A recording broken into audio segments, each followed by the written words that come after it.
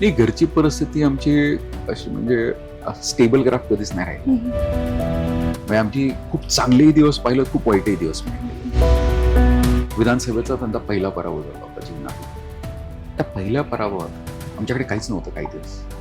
मी त्या सगळं जाताना पाहिलं. गोट्या म्हणजे इतका मार खाल्ला होता की आवडायच्या मला. तर माझ्याकडे पूर्ण ड्रॉवर भरून गोट्या झाल्या होत्या. आता इतकं एनग्रॉस होतो आणि नेमके काय परीक्षेत थोडेसे मार्क कमी जास्त झाले असतील आणि आई आली होती. आईला ज्यावेळेस निकाल कळाला, माझ्या समोर मला घेतलं, तर ड्रॉवर काढला आणि ड्रॉवरमधनं वरनं खाली गोटे टाकले त्याचे एक एक. चांगले दिवस येताना पाहिलेत, चांगले दिवस जाताना पाहिलेत, वाईट काळ येताना पाहिलं आणि वाईट काळ जाताना सुद्धा. सर नमस्ते. नमस्ते. सर, तुम्ही आमदार म्हणून सगळ्यांना माहीत आहात, पण सगळ्यांना तुमच्या बालपणाबद्दल जाणून घेण्यात पण उत्सुकता आहे. पहिला प्रश्न असा की आमदाराचा मुलगा किंवा माजी मंत्र्याचा मुलगा म्हणून तोंडात सोन्याचा चमचा घेऊन जन्माला आलात, अशी सर्वसामान्यांची धारणा असते. तुमचं असंच होतं का? हे मुळात आमच्या आईंनी एक खूप मोठा म्हणजे धाडसी निर्णय घेतला होता. की आईंचं असं होतं की माझ्या मुलांना मला इथे शिकवायचं नाही. जर आमचं शिक्षण समजा काष्टीत किंवा श्रीगोंद्यात झालं असतं तर शिक्षण वाईट आहे अशी काही परिस्थिती नाही. पण काय झालं असतं की एक आमदाराची मुलं पाहण्याचा दृष्टिकोन बदलला असता. कारण माझ्या आत्याचा मुलगा म्हणजे मुलं शिकायला काष्टीमध्ये होते, गावी होते.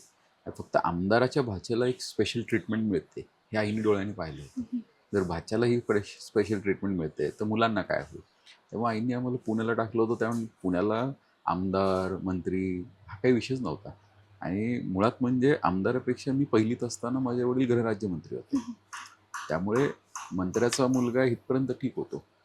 अनेकांना माहीतही नव्हतं. पण काय झालं त्या काळात एका आरोपीला फाशीची शिक्षा दिली होती. आणि त्या फाशीची शिक्षा दिली त्यावेळेस त्याच्या गँगने हे सांगितलं होतं की आम्ही गृहमंत्र्यांच्या मुलांना किडनॅप करणार.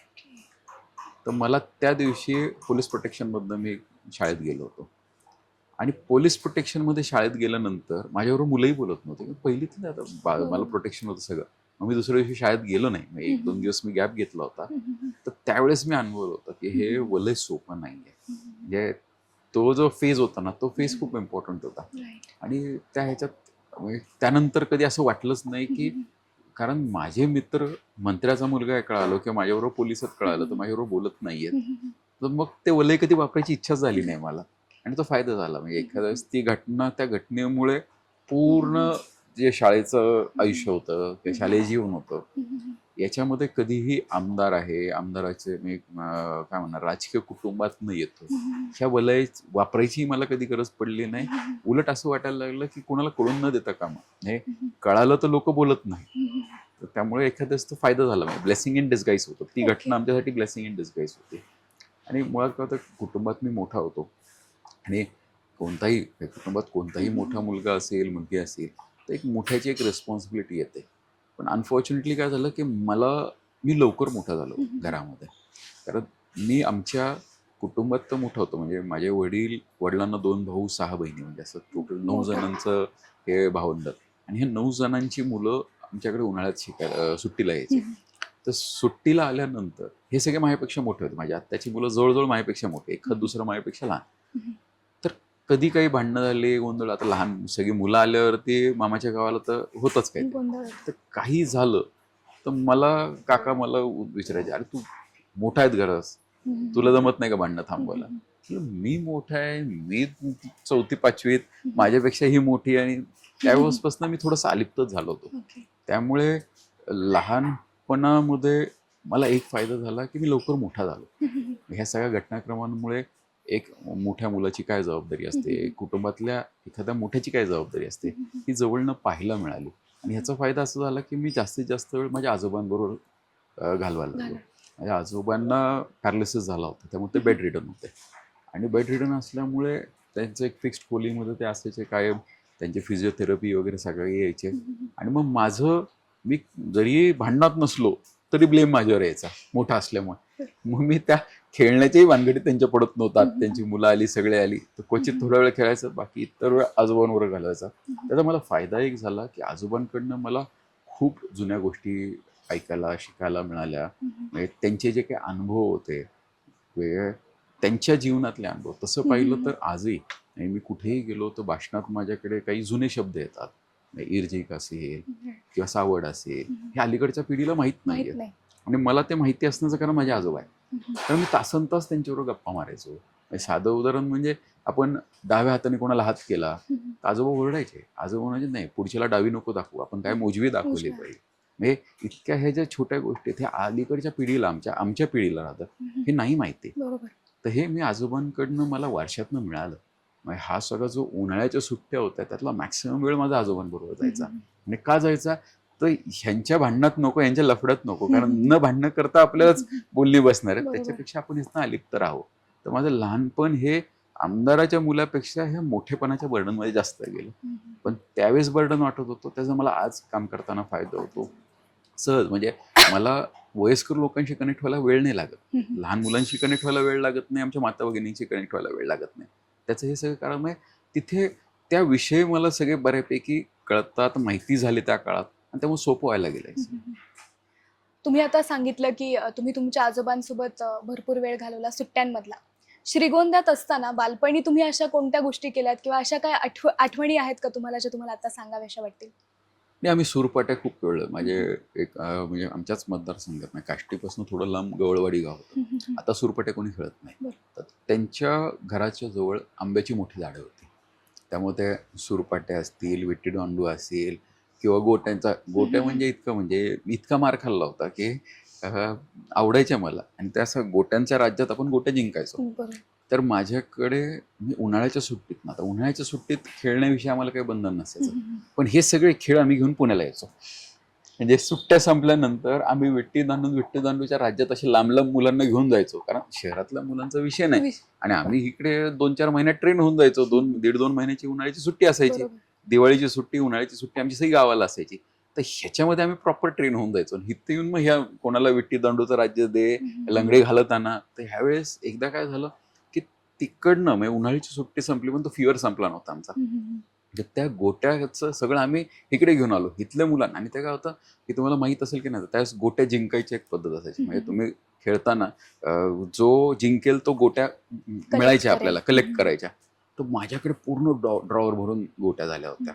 आता इतकं एनग्रॉस होतो आणि नेमके काय परीक्षेत थोडेसे मार्क कमी जास्त झाले असतील आणि आई आली होती. आईला ज्यावेळेस निकाल कळाला, म्हणजे का तर हा जास्त वेळ खाली असतो, आईने माझ्यासमोर, आम्ही 4थ्या मजल्यावर आमचं फ्लॅट होता, घर होतं ते, माझ्यासमोर मला घेतलं, तर ड्रॉवर काढला आणि ड्रॉवरमधनं वरनं खाली गोट्या टाकल्या होत्या अशी एक एक करून.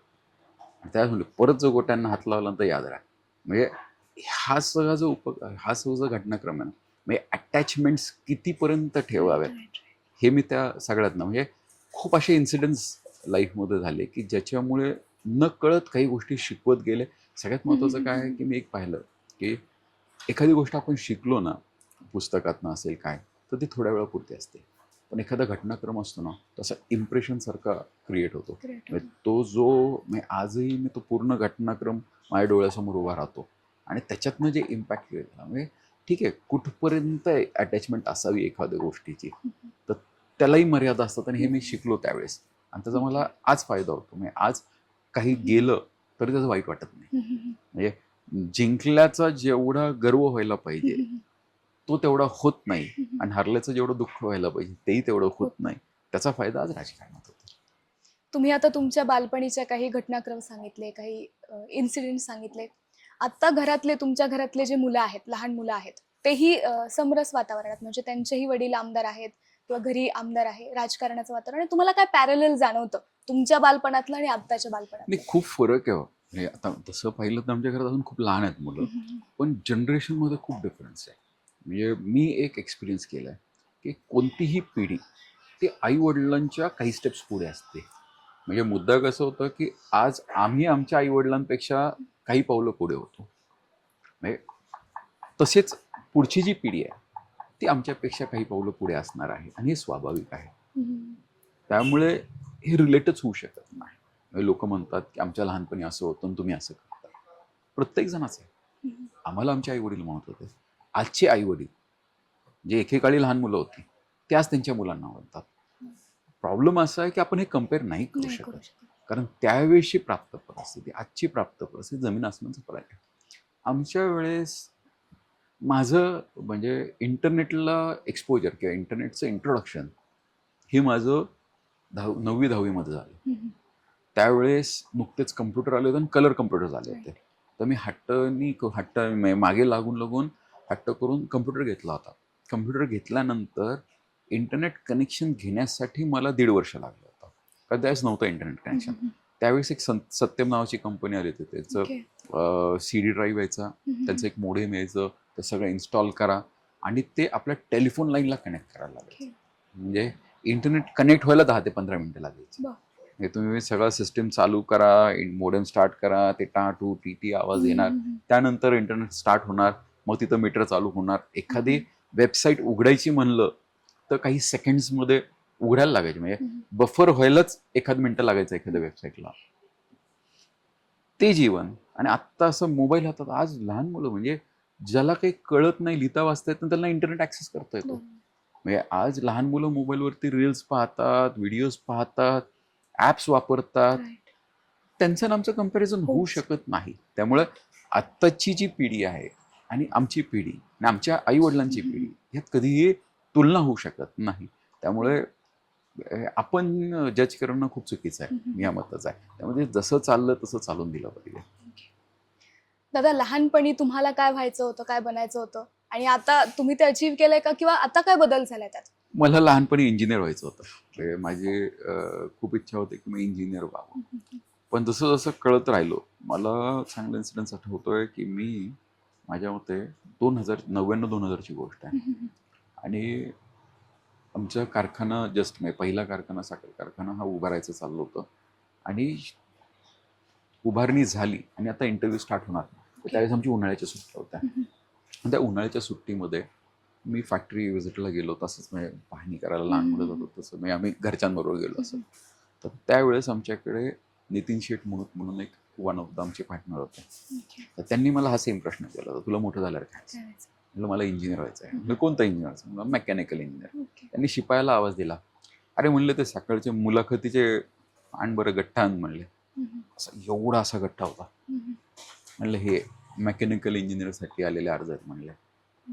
आणि त्यांना पगार त्यावेळेस 3,000 पगार देणार होते. म्हणजे 3,000 पगारात काम करायला तयार.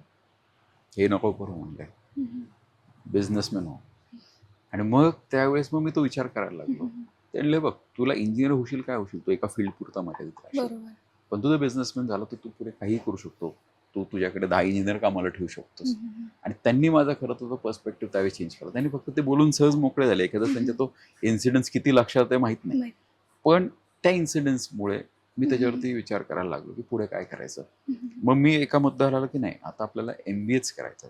मग MBA करायचं तर कसं करायचं? तर इकडे काही झालं तर आपल्याला ॲग्रोबेस्ड इंडस्ट्रीमध्ये यावं लागणार आहे. शेवटी किती काय बघ, माझं शिक्षण जरी पुण्यात झालं असलं तर माझी मुळं तर इकडंच आहेत. तेव्हा मला श्रीगोंदा काष्टीशिवाय पर्याय नव्हता. तर मला जे काय करायचं भविष्यात काष्टीत येऊनच करावं लागणार होतं. मग असं काय करायचं की ज्याचं माझा काष्टीशी पण कनेक्ट राहील. मग मी त्यावेळेस ठरवलं की ठीक आहे, आपल्याला MBA करायचं तर आपण BSc ॲग्री करून MBA करू. मग मी ते BSc ॲग्रीला ॲडमिशन घ्यायचा प्रयत्न केला. अनफॉर्च्युनेटली माझी 11वी-12वी पुण्यात झाली होती. मला माझ्या मार्क्सपेक्षा ज्या मुलांचे जे ग्रामीण भागात होते, ज्यांचं ॲग्री कॉज होतं, स्वतःच्या नावावर 7/12 होता, कारण नावावर 7/12 असला, तुमचा एक ॲग्रीचा एक सब्जेक्ट होता 11वी-12वीला, तो असेल तर मार्क ॲड व्हायची. तर ते मेरिट खूप पुढे जायचं. माझ्या वडिलांनी मला कधी ॲडमिशन प्रोसेसमध्ये मदतच नाही केली. त्यांचं एकदम क्लिअर होतं की तू जिथे तुला ॲडमिशन मिळेल ते. मला चांगलं आठवतंय, माझी 10वीची परीक्षा झाली होती. त्याच्यानंतर मी वडिलांबरोबर जनसंपर्क अभियानमध्ये पूर्ण फिरलो होतो. तेव्हा माझा त्यावेळेस दादा राष्ट्रवादीत होते, दादा प्रदेशाध्यक्ष होते. माझ्या सगळ्या मंत्र्यांशी त्यावेळेसच्या खूप चांगले संबंध होते. मला 11वीचं ॲडमिशन घ्यायचं होतं आणि माझी फर्स्ट बॅच आहे पुण्यातली की जिथे सेंट्रलाइज ॲडमिशन प्रोसेस चालू झाली होती. आणि त्या सेंट्रलाइज ॲडमिशन प्रोसेसमध्ये मी फॉर्म भरला नव्हता. कारण मी कन्फ्युज होतो की इथे घ्यायचं का बारामतीचं विद्याप्रतिष्ठान नुकतंच झालं होतं, तर विद्याप्रतिष्ठानला ॲडमिशन घ्यायचं. पण मी ज्यावेळेस कॅम्पस पाहिला, तिथला एन्व्हायरमेंट पाहिलं, त्यावेळेस मला असं झालं की नाही, आपण शिक्षण पुण्यातच कम्प्लीट केलं पाहिजे. तर त्या सगळ्या निर्णयामध्ये माझा वेळ गेला होता. आणि तो वेळ गेल्यामुळे मला हा फॉर्म भरायला जमला नव्हता. माझं ॲडमिशनच कुठे लागेना. मग मी दादांकडे गेलो की आता मला ॲडमिशन घ्यायला लागेल. म्हणजे नाही, चूक तुझी आहे, तू फॉर्म भरला नाही, तुला विद्याप्रतिष्ठानला मिळतं ॲडमिशन, तिकडे घे. मी तिकडे गेलो, पण माझं काही ते हेच नव्हतं. मी ॲडमिशन घ्यायला गेलो, पण मी घेतलं नाही. ओके. त्या दिवशी मी, माझी आई, आम्ही गेलो तर म्हणलं नाही, मला ॲडमिशन नाही घ्यायचं आहे इथे. मी परत आलो. मग आता करायचं काय? दादा तर मदत नाही करणार. मला त्यावेळेस खूप वाईट वाटलं होतं की माझे वडील मला मदत नाही करत होत ॲडमिशनला. मग मी खूप असं त्याच्यावर विचार केला. वळसे पाटील साहेब त्यावेळेस उच्चतंत्र ओके. शिक्षण मंत्री होते. मी डायरेक्ट त्यांच्याकडे गेलो. म्हणलं, काका, दादांना माझ्यासाठी वेळ नाही आहे, ते पक्षाच्या कामात व्यस्त आहेत, मला ॲडमिशन पाहिजे. म्हणलं कुठे पाहिजे? म्हणलं फर्ग्युसनला. त्यांनी लगेच फोन केला, प्रिन्सिपलला काय बोलायचं ते बोलले. मॅनेजमेंटमध्ये माझं ॲडमिशन झालं. त्यावेळेस मला वाईट वाटलं होतं की माझ्या वडिलांनी माझ्यासाठी ॲडमिशनसाठी मदत नाही केली. पण त्यांनी मदत केली असते ना, तर तो जो स्वतःमधला जो काय म्हणतात की डिपेंडन्सी जी आहे ना, ती काय माझ्या आयुष्यात राहिली राहिली असते. असती. मला भीतीच नाही राहिली. म्हणजे स्वतःच्या ॲडमिशनसाठी तुम्हाला स्वतः जावं लागतंय. त्यावेळी जरी वाईट वाटत असेल तर त्याचा आज फायदा होतो, कारण आज कुठेही आपल्याला जाता येतं. हा ठीक आहे, कोणत्या मंत्र्याकडे काय काम आहे, बिंदास मी जाऊ शकतो, मला काहीच वाटत नाही. तुम्ही आता भीतीबद्दल सांगितलं की म्हणजे भीती राहिली नाही आणि राजकारणी शक्यतो निर्भीड असावं लागतं त्यांना. लहानपणी तुम्हाला कुठल्या गोष्टीची भीती होती का किंवा कुठल्या विषयाची भीती होती का आणि आता तुम्ही त्यावर कशी मात केली? भीती ॲज सच असं नाही. म्हणजे मग काय झालं, मी लहानपणीच मला जोक्स म्हणा की छोट्या छोट्या गोष्टी सांगायला आवडायच्या. त्यामुळे मी निवांत म्हणजे स्टेजवरती बोलायचो, म्हणजे गोष्टी सांगायचो. पण भीती म्हणण्यापेक्षा एक जो आपण काय म्हणतात आईस ब्रेक मोमेंट असतो ना, म्हणजे एखाद्या व्यक्तीला व्यासपीठावर उभं केल्यानंतर भाषण करताना पहिलं भाषण हे प्रत्येकाचं थोडंसं लक्षात राहण्याजोगं असतं किंवा भीतीदायक असतं. बरोबर. आणि पहिलं भाषण जर चांगलं झालं तर तो वक्ता चांगला होतो, आणि पहिलंच भाषण जर डिस्टर्ब झालं तर तो वक्ता पूर्णपणे घडू नाही शकत. म्हणजे तो काय होतो, तो एक टॅबू तयार होतो, बरोबर. किती भीती तयार होते. आमच्या शाळेमध्ये एक सिस्टीम होती. मी पुणे विद्यार्थी गृहच्या मुक्तांगण इंग्लिश स्कूलमध्ये होतो. तर आमच्या मुक्तांगणमध्ये सिस्टीम अशी होती की सेंड ऑफ 10वीचा, या सेंड ऑफला मुलांना भाषणाला संधी असायची. पण ती संधी फक्त हुशार विद्यार्थ्यांना असायची. तर वर्गातले जे हुशार विद्यार्थी आहेत, पहिले टॉपमधले 3-4 विद्यार्थी, त्यांनी भाषण तयार करायचं, क्लास टीचरला दाखवायचं. क्लास टीचरनी अप्रूव्ह केलं की सुपरवायझर जे असतं, त्या सुपरवायझर समोर ते पूर्ण त्याने भाषण सांगायचं, बोलायचं, आणि सुपरवायझरने अप्रूव्ह केल्यानंतर तुम्हाला सेंड ऑफला ते भाषण करता यायचं. तर ह्याच्यामुळे काय व्हायचं, मुलांचं भाषण हे अख्ख्या वर्गाला माहिती माहिती असायचं, होतं. कारण ते प्रॅक्टिस करायचे वर्गामध्ये. बरोबर. सेंड ऑफच्या दिवशी माझा 10वीचा सेंड ऑफ होता. भाषणं सुरू झाली. मी ॲव्हरेज स्टुडंटमध्ये होतो. आपण काय आता टॉपरमध्ये नाही, काही नाही, ॲव्हरेज स्टुडंटमध्ये होतो. तर भाषणं सुरू झाली. भाषणं सुरू झाल्यानंतर ते म्हणतात रक्तात असतं तसं. तर आम्ही मस्ती करायचो म्हणून आम्हाला काहींना पुढे काहींना मागे बसवायचे. तर मला पुढे, एकदम पुढे बसवलेलं होतं, कारण आमचा एक तो ग्रुपच होता की तो म्हणजे पूर्ण असा गोंधळ करणार वर्गातला. तर माझा स्प्लिट करून ठेवलेला. मी पुढे, काही आमचे मित्र मागे. जसं जसं एक एक भाषण व्हायला लागलं, माझी इच्छा झाली की मी पुढे जाऊन बोललो पाहिजे. आत्ता बोललं पाहिजे इथपर्यंत खरं. फॉर्च्युनेटली माझ्या ज्या क्लास टीचर होत्या, परांजपे मॅडम, त्याच सुपरवायझर होत्या आणि त्या प्रिन्सिपलच्या बाजूला बसल्या होत्या. तर मी मॅडमला याद केलं असं असं. आता शेवटी असं नजरेत होतं ते, आणि त्यांनी काय असं त्यांनी केलं. मी असं स्वतःकडे केलं, माईककडे बोट केलं. मॅडम असं काय असं म्हणजे आमचं चाललं होतं दोघांचं, काय वेडं झालंस का, तुला काय असं कळतं का, अशी टाईप चाललं होतं आमच्या हातवारे. बाजूला प्रिन्सिपल बसले होते, RP जोशी नाव होतं त्यांचं. तर त्या प्रिन्सिपल सरांनी आमचं दोघांचं पाहिलं, यांचं काहीतरी चाललंय. मॅडम म्हणले काय चाललंय. आता त्यावेळी 100% मला दादांच्या नावाचा फायदा झाला. त्याच म्हणलं ह्याला भाषण करायचं, तर कोण आहे काय आहे. म्हणलं तो बबनराव पाचपुतेंचा मुलगा, आणि दादांचं नाव खूप मोठं होतं. दादा त्यावेळेस प्रदेशाध्यक्ष होते, माजी मंत्री होते, अनेकदा शाळेत येऊन गेले होते. प्रिन्सिपल मला असे नावाने ओळखायचे, पण मीच तो असं माहित नव्हतं. मॅडमनी सांगितलं असं आहे. तर ते सरांनी माझी तळमळ पाहिली. अरे ह्याला खूपच बोलायची इच्छा दिसते. त्यांनी मॅडमकडे बघितलं, माझ्याकडे बघितलं, घड्याळाकडे बघितलं. मला म्हणलं असं 2 मिनिटं केले. म्हणलं चालेल, ओके. माझं नाव घेतल्यानंतर, माझं नाव कशातच नव्हतं. भाषणासाठी माझं ज्यावेळेस नाव घेतलं, पिन ड्रॉप सायलन्स होता. मस्ती करणारी जी मुलं आहेत त्यांच्यातलंच मी. माझं नाव घेतलं भाषण करायला, सगळे चिडीचूप की आता हा काय बोलणार आहे, आणि याचं कुठं आलं मध्ये. That was the moment. की त्यावेळेस मी अचानक का माहीत नाही माझी इच्छा झाली, मी भाषण केलं. मी घरी पोचायच्या आधी माझ्या आईला माहिती होतं माझं भाषण झालं, कारण प्राचार्यांनी स्वतः घरी फोन करून सांगितलं होतं. त्याला विक्रमचं भाषण झालं, खूप चांगलं भाषण झालं. आणि शेवटी कसं होतं की असं स्पॉन्टेनियस ते भाषण होतं. आणि ते स्पॉन्टेनियस भाषण असल्यामुळे मी मस्तीखोरांच्या मुलांच्यातलाच होतो. सगळीकडे पेन ड्रॉप सायलेन्स. त्यामुळे ते मला दादही तेवढी प्रेक्षकांनी दिली, म्हणजे आमच्या विद्यार्थ्यांनी दिली. त्यामुळे ते उठत गेलं.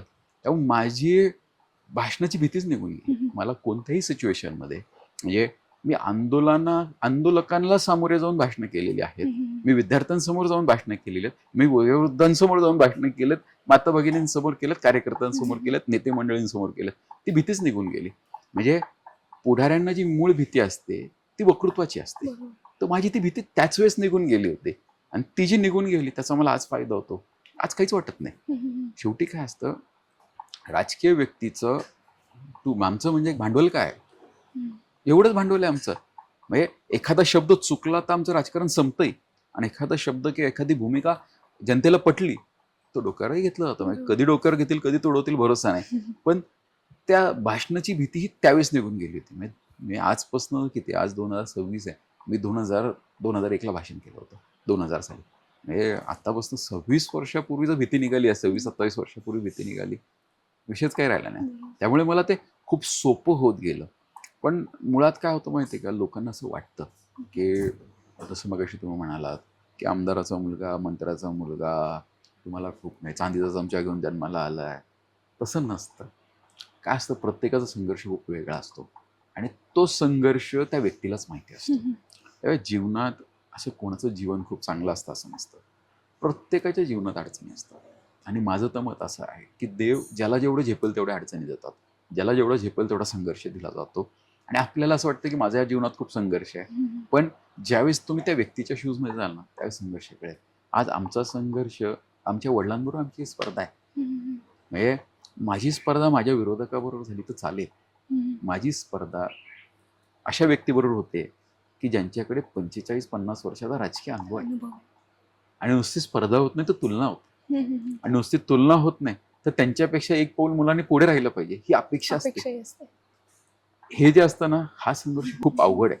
म्हणजे अडचण काय आहे की मिळालेले दिसतं, पण ते मिळत असताना त्याच्या मागे काय आलं हे कळत नाही. म्हणजे पूर्वी म्हणायचे की काटेरी मुकुट आहे, मुकुट दिसतं पण ते आतले काटे दिसत नाहीत कोणाला, कारण ते काटे मुकुट घालणाऱ्याला टोचत असतात. तर तसा हा संघर्ष असतो सगळा. दादा, एकंदर तुमच्या बालपणी घरात परिस्थिती कशी होती? काय आव्हानं होती जी तुम्हाला फेस करायला लागली आणि त्यावर तुम्ही कशी मात केली? नाही, घरची परिस्थिती आमची अशी म्हणजे स्टेबल ग्राफ कधीच नाही राहिली. म्हणजे आमची खूप चांगलेही दिवस पाहिलं, खूप वाईटही दिवस पाहिलेले. म्हणजे बघा, मुळात काय होतं की मी एक पाहिलं आहे, राजकीय कुटुंबात काहीच हे नसतं. एखाद्या व्यवसायात कसं आहे की स्टेबिलिटी असते, आमच्यात असं नाही. काही वर्ष खूप चांगले असतात, मुळात सत्ता असेल ना, इतकं लगबग असते, लोक असतात, मदतीला प्रत्येकजण असतो. आणि तुम्ही सतत ना बाजूला असेल ना, त्याविषयी दिवस खूप जड असतात. आणि हे अनुभवलेत आम्ही. म्हणजे मुळात काय होतं की आमची अडचण अशी होते की आमच्या अडचणीच कोणाला पटत नाही. म्हणजे मी अडचणीत आहे हे कोणाला मान्यच होणार नाही. म्हणजे सुदैवाने म्हणा किंवा काय, देवाने मी असेल, माझे भाऊ, माझे वडील आम्हाला असा चेहरा दिलाय की आमच्याकडे बघून आम्ही कधी अडचणीत आहोत असं कधी कोणाला वाटतच नाही. आणि मी खूप लवकर शिकलो. काय झालं होतं, आमच्या वडिलांचं पद हे 99ला गेलं होतं. ते विधानसभेचा त्यांचा पहिला पराभव झाला होता जीवनातला. त्या पहिल्या पराभवात आमच्याकडे काहीच नव्हतं काही दिवस. मी त्या सगळं जाताना पाहिलेलं आहे. आणि 1-1.5-2 महिन्यामध्ये त्यांचं नाव झालं, ते प्रदेशाध्यक्ष म्हणून त्यांची निवड झाली. आणि त्या 1.5-2 महिन्यात आम्ही चेंजही पाहिला. त्यानंतर काही दिवसानंतर त्यांचं प्रदेशाध्यक्षपद गेलं होतं. वडिलांना अपक्ष लढावं लागलं होतं. म्हणजे ज्या राष्ट्रवादीसाठी त्यांनी राज्यभर दौरा केला, आणि त्याचा मी साक्षीदार आहे. माझी 10वीची परीक्षा संपली होती, आणि साधारण परीक्षा संपली आणि काही दिवसांनी दादांनी जनसंपर्क अभियान काढलं होतं संपूर्ण राज्याचं, राष्ट्रवादीचं. त्या जनसंपर्क अभियानामध्ये एक रथ होता आणि रथयात्रा होती ती. तो रथ घेऊन अख्ख्या संपूर्ण राज्यामध्ये फिरले होते. मी कोल्हापूरला कोल्हापूरपासून ती सुरू झाली, ती महालक्ष्मीचं दर्शन घेऊन, आणि त्याचा शेवट आजच्या संभाजीनगर त्यावेळी औरंगाबादला होता. आणि ती अशी कोल्हापूरवरनं, कोकणातनं अशी यात्रा अशी बाहेर जाणार होती. तर मी कोल्हापूरला गेलो. माझं इंटेन्शन होतं, मला मला नॉनव्हेज खूप आवडतं, म्हणजे मासे आवडतात मला. तर म्हटलं बघ, ही कोल्हापूरचं मस्त हे करू. त्यावेळेस म्हणजे माझे चांगले संबंध, मी तुम्हाला म्हटलं ना, दादा प्रदेशाध्यक्ष असल्यामुळे माझे मंत्री महोदयांबरोबर चांगले संबंध होते त्या काळातले, आणि मला आवड होते राजकारणाची, त्यामुळे मी सारखा जायचो तिकडे. तर मला त्यांनी सांगितलं, अरे तू आमच्याकडे ये, आमच्या गावाला ये. म्हणजे आदरणीय आता नाही आहेत खानविलकर साहेब, खानविलकर साहेबांनी मला त्यावेळेस मटणाचं लोणचं खायला बोलवलं होतं. सुरुवातच देत नव्हते, मग आम्ही तिथनं सुरुवात मटणाच्या लोणचापासून गेली होती. राजकारणाचा आपल्याला काही संबंध नव्हता, काही गंधही नव्हता, पण एक चांगली चांगली व्यंजनं खायला मिळतात म्हणून मी तिकडनं निघालो. पूर्ण कोकण पट्टा करून मुंबईला आपला शेवट करायचा आणि मुंबईवरनं उन्हाळ्याच्या सुट्टीला जायचं, असं एकंदर प्लॅन आहे. माझा एक दिग्विजय नावाचा मित्र माझ्याबरोबर होता. तो नंतर काही काळानंतर तो गेला, कारण त्याला थांबणं शक्य नव्हतं पूर्ण वेळ. आमच्या दोघांचा तसा प्लॅन होता, आम्ही दोघांनी सुरू केलं होतं. म्हणजे आम्ही पुण्यापासून एकत्र निघालो, कोल्हापूरला गेलो. त्याचे नातेवाईक होते कोल्हापूरला, तिथनं आम्ही लगेच त्या यात्रेमध्ये सहभागी झालो. जनसंपर्क अभियानमध्ये आम्ही गेल्यानंतर मग काही काळानंतर आय थिंक दिग्विजय मग त्याच्या घरी गेला. पण मी फिरत असताना आम्ही महाडला पोहोचलो. महाडला दादांचे एक मित्र होते, माणिकराव जगताप. त्यावेळेस ते आमदार नव्हते, त्यानंतरच्या टर्मला ते आमदार झाले. माणिकराव जगतापांनी मला विचारलं, आम्ही त्यांना काका म्हणायचो. तर त्याले, काय रे विकी तुझं काय ठरलं आहे? म्हणजे काय नाही काका, आता इथनं मुंबईला जाणार मस्त, तोपर्यंत आता तुमच्या सगळ्या कोकणपट्ट्यात आमचं चांगलं व्यंजन एन्जॉय करत, हे ते आमचा हे कुठली कोणती सभा काय हा काही संबंध नव्हता. हे आमचं मेन फोकस होता फिरणं आणि जेवण. म्हणजे ते फिरणार, सगळा समुद्रपट्टा फिरणार, हे करणार, असं आमचं त्या गप्पा. त्यावेळेस ते मला म्हणलं ते की तुला खूप चांगली संधी आहे, तू आत्ताशी 15-16 वर्षाचा आहे. म्हणलं मी तुझ्या वयाचा असताना 3 जिल्ह्याच्या पलीकडे फिरलो नव्हतो, तुला ही संधी आहे, तू फिर. म्हटलं मी फिरून करू काय? म्हणलं मी फिरून करू काय? माझा एकदम सिम्पल सोड, माझी उन्हाळ्याची सुट्टी मी का व्हायला गेलो या फिरण्यामध्ये? त्याच ते मला म्हणतात, कारण ती मार्चपासून सुरू होऊन मे पर्यंत होता, 1.25 महिन्याचा जो 1.25 महिन्याचा दौरा होता तो. ते बघ, तुझं फिरलास ना तर तुला हे सगळं पाहायला मिळेल, अनुभवायला मिळेल, पण ह्याच्यापेक्षा तुला काय आवडतं? म्हणलं मला जेवण आवडतं. म्हणलं मग तू जिथं जाशील ना तिथलं वेगवेगळे जेवण ट्राय करायला मिळेल तुला. म्हणलं हा, ही आयडिया चांगली आहे. मी खरं तर वेगवेगळे व्यंजन ट्राय करायला मिळतील म्हणून मी त्या दौऱ्यामध्ये गेलो. मी त्या दौऱ्यात आदिवासी पाड्यांमध्ये त्या काळात गेलेलो आहे. मी विदर्भ पाहिला. म्हणजे विदर्भात आंब्याचं पण किंवा कैरीचं पण हे इतक्या उत्कृष्ट पद्धतीने सागाच्या शेतीमध्ये जेवण केलंय. त्यानंतर आम्ही जळगाव साईडला गेलो होतो, काही प्रकारची वांगी खाल्लेत मी. म्हणजे आमची बैठक होती, बैठक संपल्यानंतर आमचं फोकस येत असायचं सभेला. भाषण आता कसं होतं की दौऱ्यात असलं ना कोण काय बोलणार हे माहिती असतं, कारण शेवटी भाषणं काही जास्त बदलत नाही. त्यामुळं आम्ही भाषणात काय, माझा त्यावेळेस एवढा रस नव्हता, पण एक थोडासा राजकीय अंग होता, त्यामुळे थोडंसं आयडिया यायचं कोण काय बोलणार आहे, कधी बोलणार, काय बोलणार आहे. तर मेन असायचं आम्ही जेवणाकडे आमचं जास्त असायचं पाहणं, ओढ करणं, हे ते. तर त्यावेळेस त्या जळगाव साईडच्या जेवणामध्ये 6 का 7 प्रकारचे वांगे होते. एक प्रकारचं वांग तुम्ही खाऊ शकता. वांग्याचं भरीत, भरलेलं वांग, इथपर्यंत माहिती आहे आपल्याला ह्या आपल्या परिसरामध्ये. तेलात वांग असतं. वांग्याच्या भरताचे 3 प्रकार असतात. एक परतलेलं वांग्याचं भरीत असतं, एक कच्चं म्हणजे नुसतं भाजून घेतलेलं वांग्याचं भरीत असतं, कच्चा कांदा टाकलेलं. ही मला फर्स्ट टाइम कळाली होती. इतके प्रकारचे वेगवेगळे व्यंजन असू शकतात. म्हणजे टिपिकल आदिवासी जेवण आम्ही केलेलं आहे. कारण काय, जेवण ज्या तालुक्यात तिथलं जेवण असायचं. आणि आता केटरर झाल्यामुळे कुठल्याही कार्यक्रमाचं एकसारखं जेवण असतं. पहिलं तसं नव्हतं. मी 2001 ची गोष्ट सांगतोय. 2001 म्हणजे आजपासून 26 वर्ष आधी. आणि ऍक्च्युअल मध्ये सगळ्यांना माहित झालं की हा पोरगा खास म्हणजे अध्यक्षांचा मुलगा आहे, लहान आहे, त्याला आवडतं जेवण, हे ऑलमोस्ट स्प्रेड व्हायला वेळ नाही लागला. त्यामुळे ते पुढे तयारी व्हायची आणि आम्ही पण कॉन्टॅक्ट करतो, हा काय असं आहे ते. त्यामुळे इतक्या वेगवेगळ्या प्रकारचं मला जेवण, राहणीमान, भाषाशैली, इतक्या म्हणजे त्यावेळेस माझं जे मराठी भाषेला जे माझं एक्सपोजर झालं होतं ते खूप वाढलं होतं.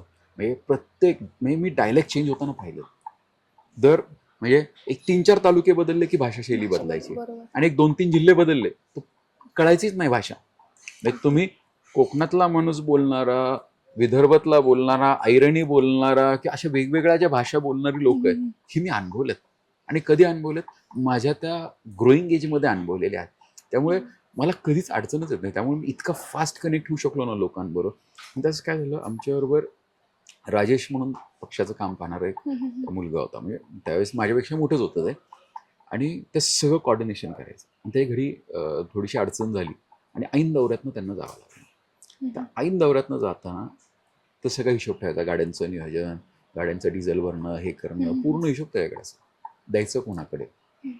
अचानक लास्ट मोमेंट तर जावं लागणार आहे, बरोबर. सगळा हिशोब माझ्याकडे दिला.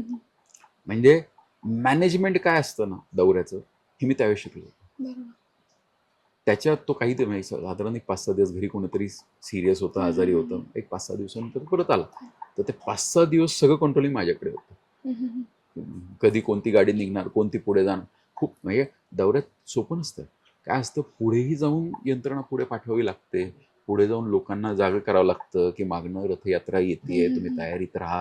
ह्या सगळ्या गोष्टी मी तिथे शिकलो होतो, कारण मी स्वतः त्यात होतो. त्याचा आज फायदा होतो. आज कोणते दौरे करायचे असतील, कोणतं प्लॅनिंग करायचं असेल, ते खूप सोपं जातं. म्हणजे एखादं माझा तो फेज जो होता ना, तो फेज खूप शिकवणारा फेज होता माझ्यासाठी.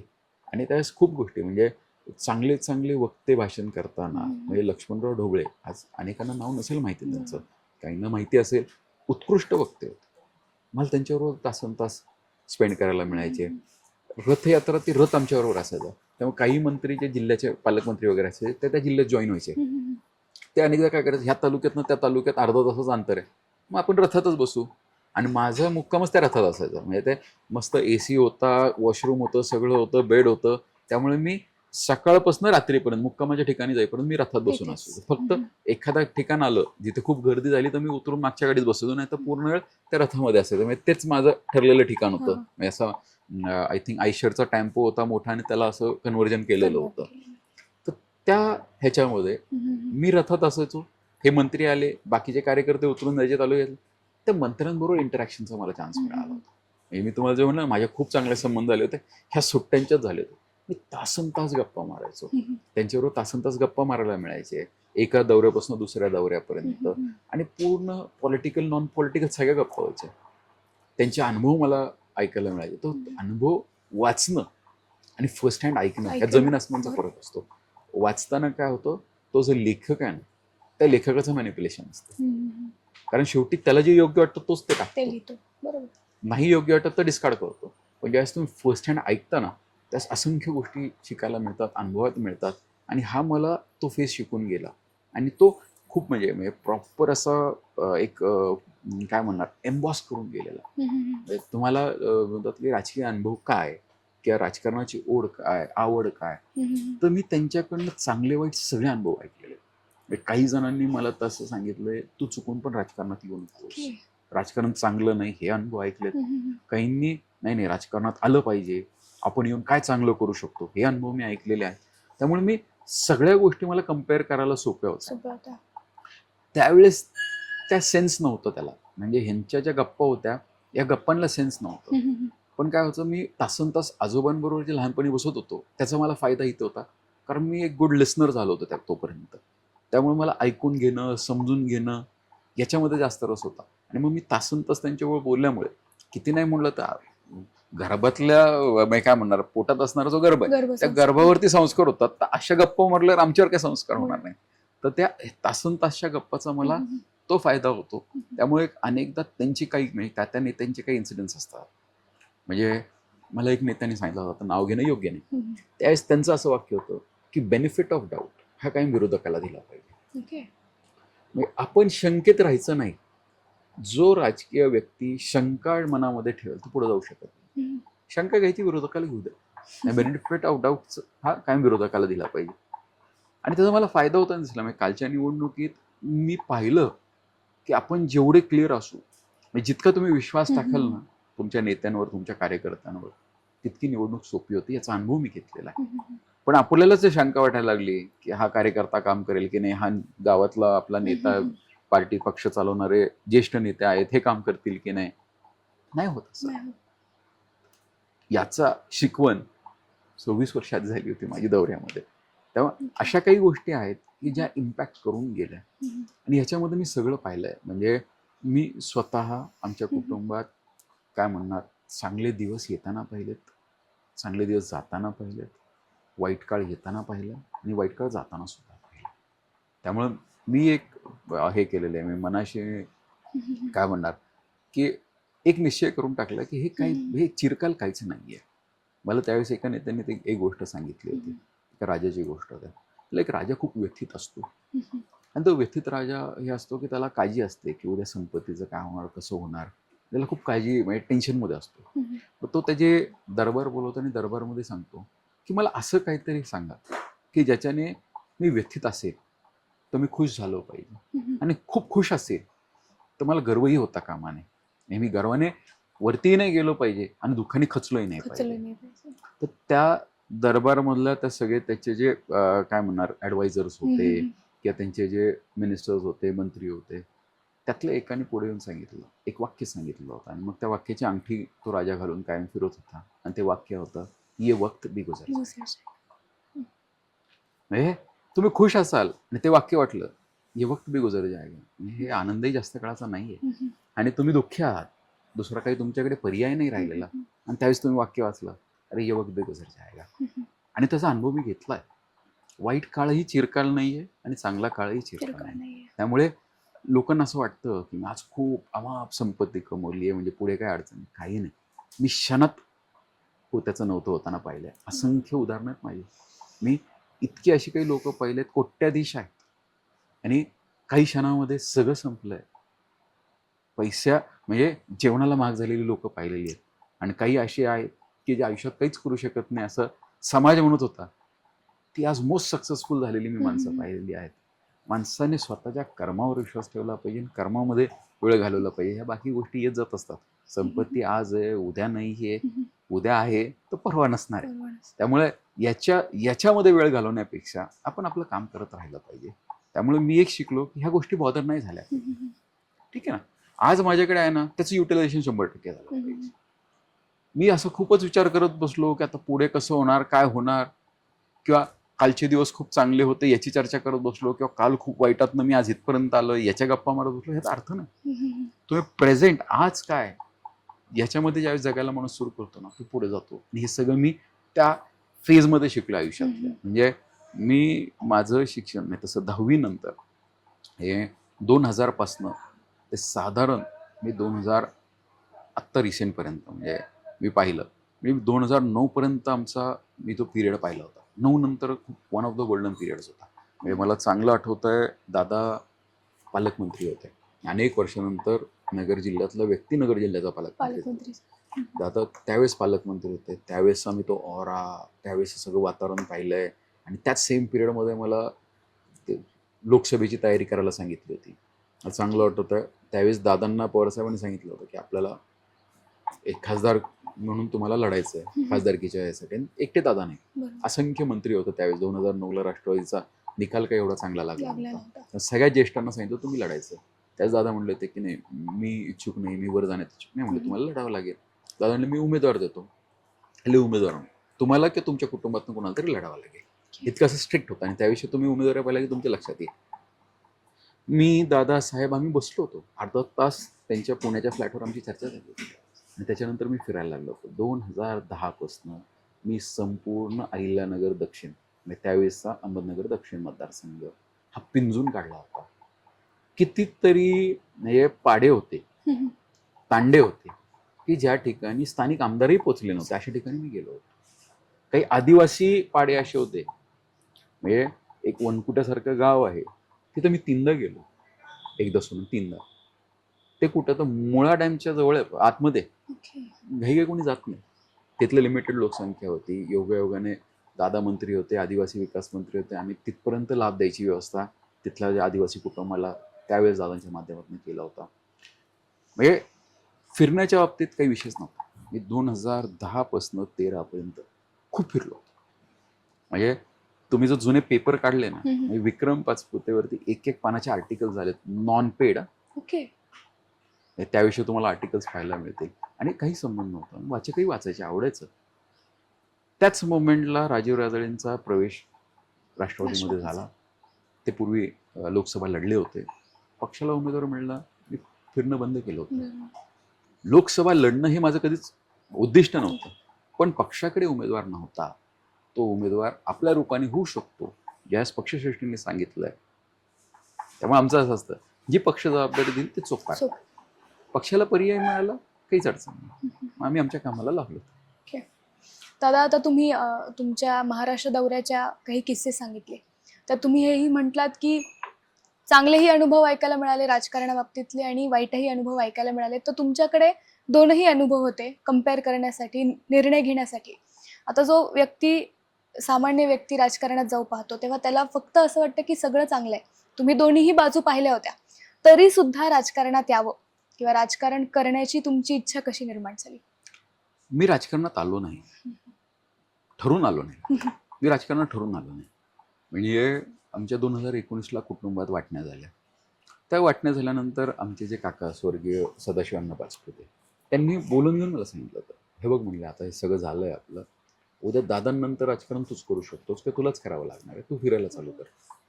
मी आमच्या त्या सगळ्या कुटुंबात सांगितलं होतं की मला राजकारण करायचं नाही, मी फिरणार नाही.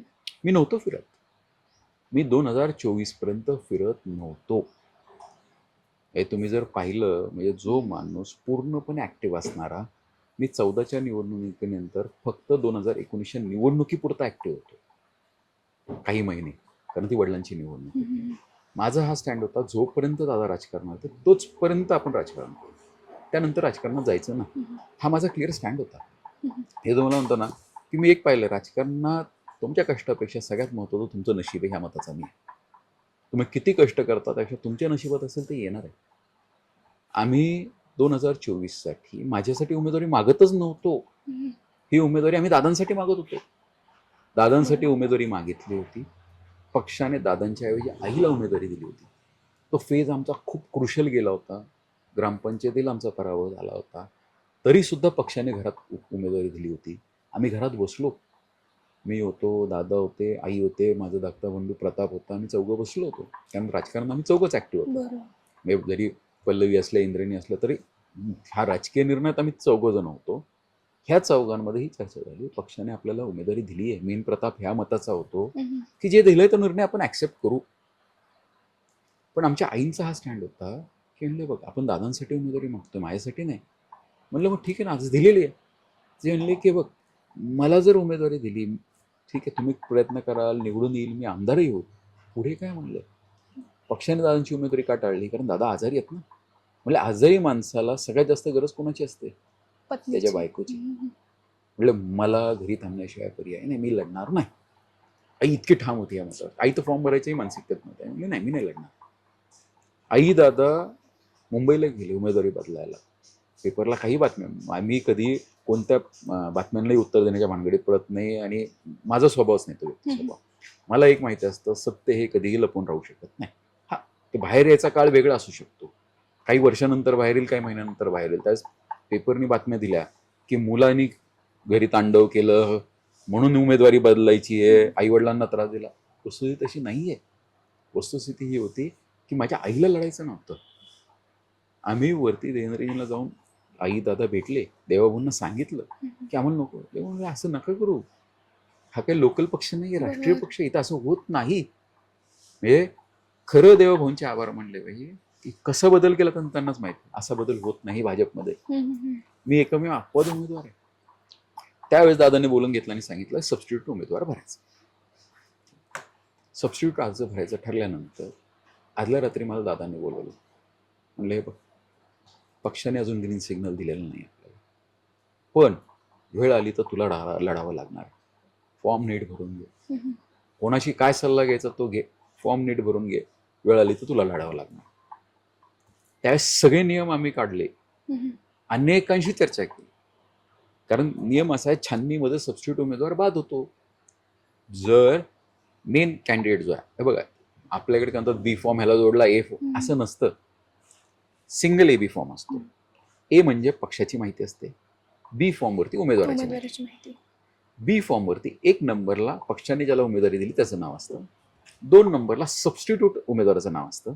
नियम असं सांगतो की जर 1 नंबरवाल्याचा फॉर्म ॲक्सेप्ट झाला, बाय डिफॉल्ट 2 नंबरचा बाद होतो, जो आता तुम्ही कालच्या स्थानिक स्वराज्य निवडणुकीत पाहिलं. आम्ही इतका कायद्याचा अभ्यास करून सगळं केलं. मी माझी अपक्ष उमेदवारी अर्ज दाखल केला दादांच्या सांगण्यावर. त्यावेळेस लोकांना वाटलं हा काय नेमकं चाललंय काय, इतक्या उलट्या सुलट्या बातम्या होत्या. नियम असा सांगतो, जर माझा अपक्ष उमेदवारी अर्ज असेल तर माझा सबस्टिट्यूट कॅन्डिडेट हा बाजूला राहतो कधीपर्यंत, विड्रॉलच्या दिवसापर्यंत. जर विड्रॉलच्या दिवशी मेन कॅन्डिडेटने विड्रॉल केला तर सबस्टिट्यूट कॅन्डिडेट हा मेन कॅन्डिडेट होतो. त्या असंख्य लोकांना माहितीच माहितच नव्हतं. आम्ही हा होमवर्क आधी करून ठेवला होता. पण निर्णय काय घ्यायचा हे शेवटच्या दिवशी ठरलं, विड्रॉलच्या दिवशी. विड्रॉलच्या आदल्या रात्री पण आहे ना, मला चांगलं आठवतं, मी प्रताप आम्ही दोघंच बसलो होतो. प्रताप म्हणला की मला नाही वाटत की आपण तो लढलं पाहिजे, आईनेच लढलं पाहिजे. असंख्य कार्यकर्ता म्हणले की राहिला हाच निर्णय आपण कंटिन्यू करू. 14-15 दिवस आम्ही आईचा प्रचार केला, कारण ते बदल व्हायला 14-15 दिवस लागले होते सगळ्याला. विड्रॉलला जायचं आदल्या मे दिवशी सकाळी दादांनी बोलवलं. म्हणले मी सगळा सर्वे केला, मी फिरलो. दादा आजारी असताना फिरले होते. म्हणले मी सगळं फिरलोय आणि की तू निवडून येशील, चांगल्या मतांनी निवडून येशील. पण म्हणलं वरचं काय? म्हणले मी बोलतो. देवेंद्रजींचं सकाळपासून दादांचं बोलणं चालू होतं. साधारण 2:15-2:15 वाजले होते. आम्ही सगळे आमच्या माऊली ऑफिसवर होतो. निर्णय काहीच नाही, कोण लढायचं हे माहीत नाही, कार्यकर्ते कन्फ्यूज, आम्ही कन्फ्यूज, पॅनिक मोडवरती. अशा कंडिशनला आलतो. मी स्वतः दादा काही फरक पडत नाही, आपण पुढच्या पंचवार्षिकला पाहू, आत्ता आहे असं राहू द्या. उद्या आपल्याला समजून सांगावं लागेल लोकांना की आपण अर्ज बदलतोय, उमेदवार बदलतोय. त्यांचं देवाभाऊंचं काय बोलणं झालं तर दोघांनाच माहिती. मी आई आम्ही विड्रॉलला 2:15च्या आसपास माऊलीवरनं निघालो. दोघंही तहसील कार्यालयात गेलो. तिथे प्रिसाइडिंग ऑफिसर सगळे, विड्रॉलची बाकी लोक आले, एक एक एक कोण विड्रॉल चालू आहे. सगळ्यांचं लक्ष आमच्या दोघांकडे की आता काय ह्या दोघांच्यात कोण राहणार आहे.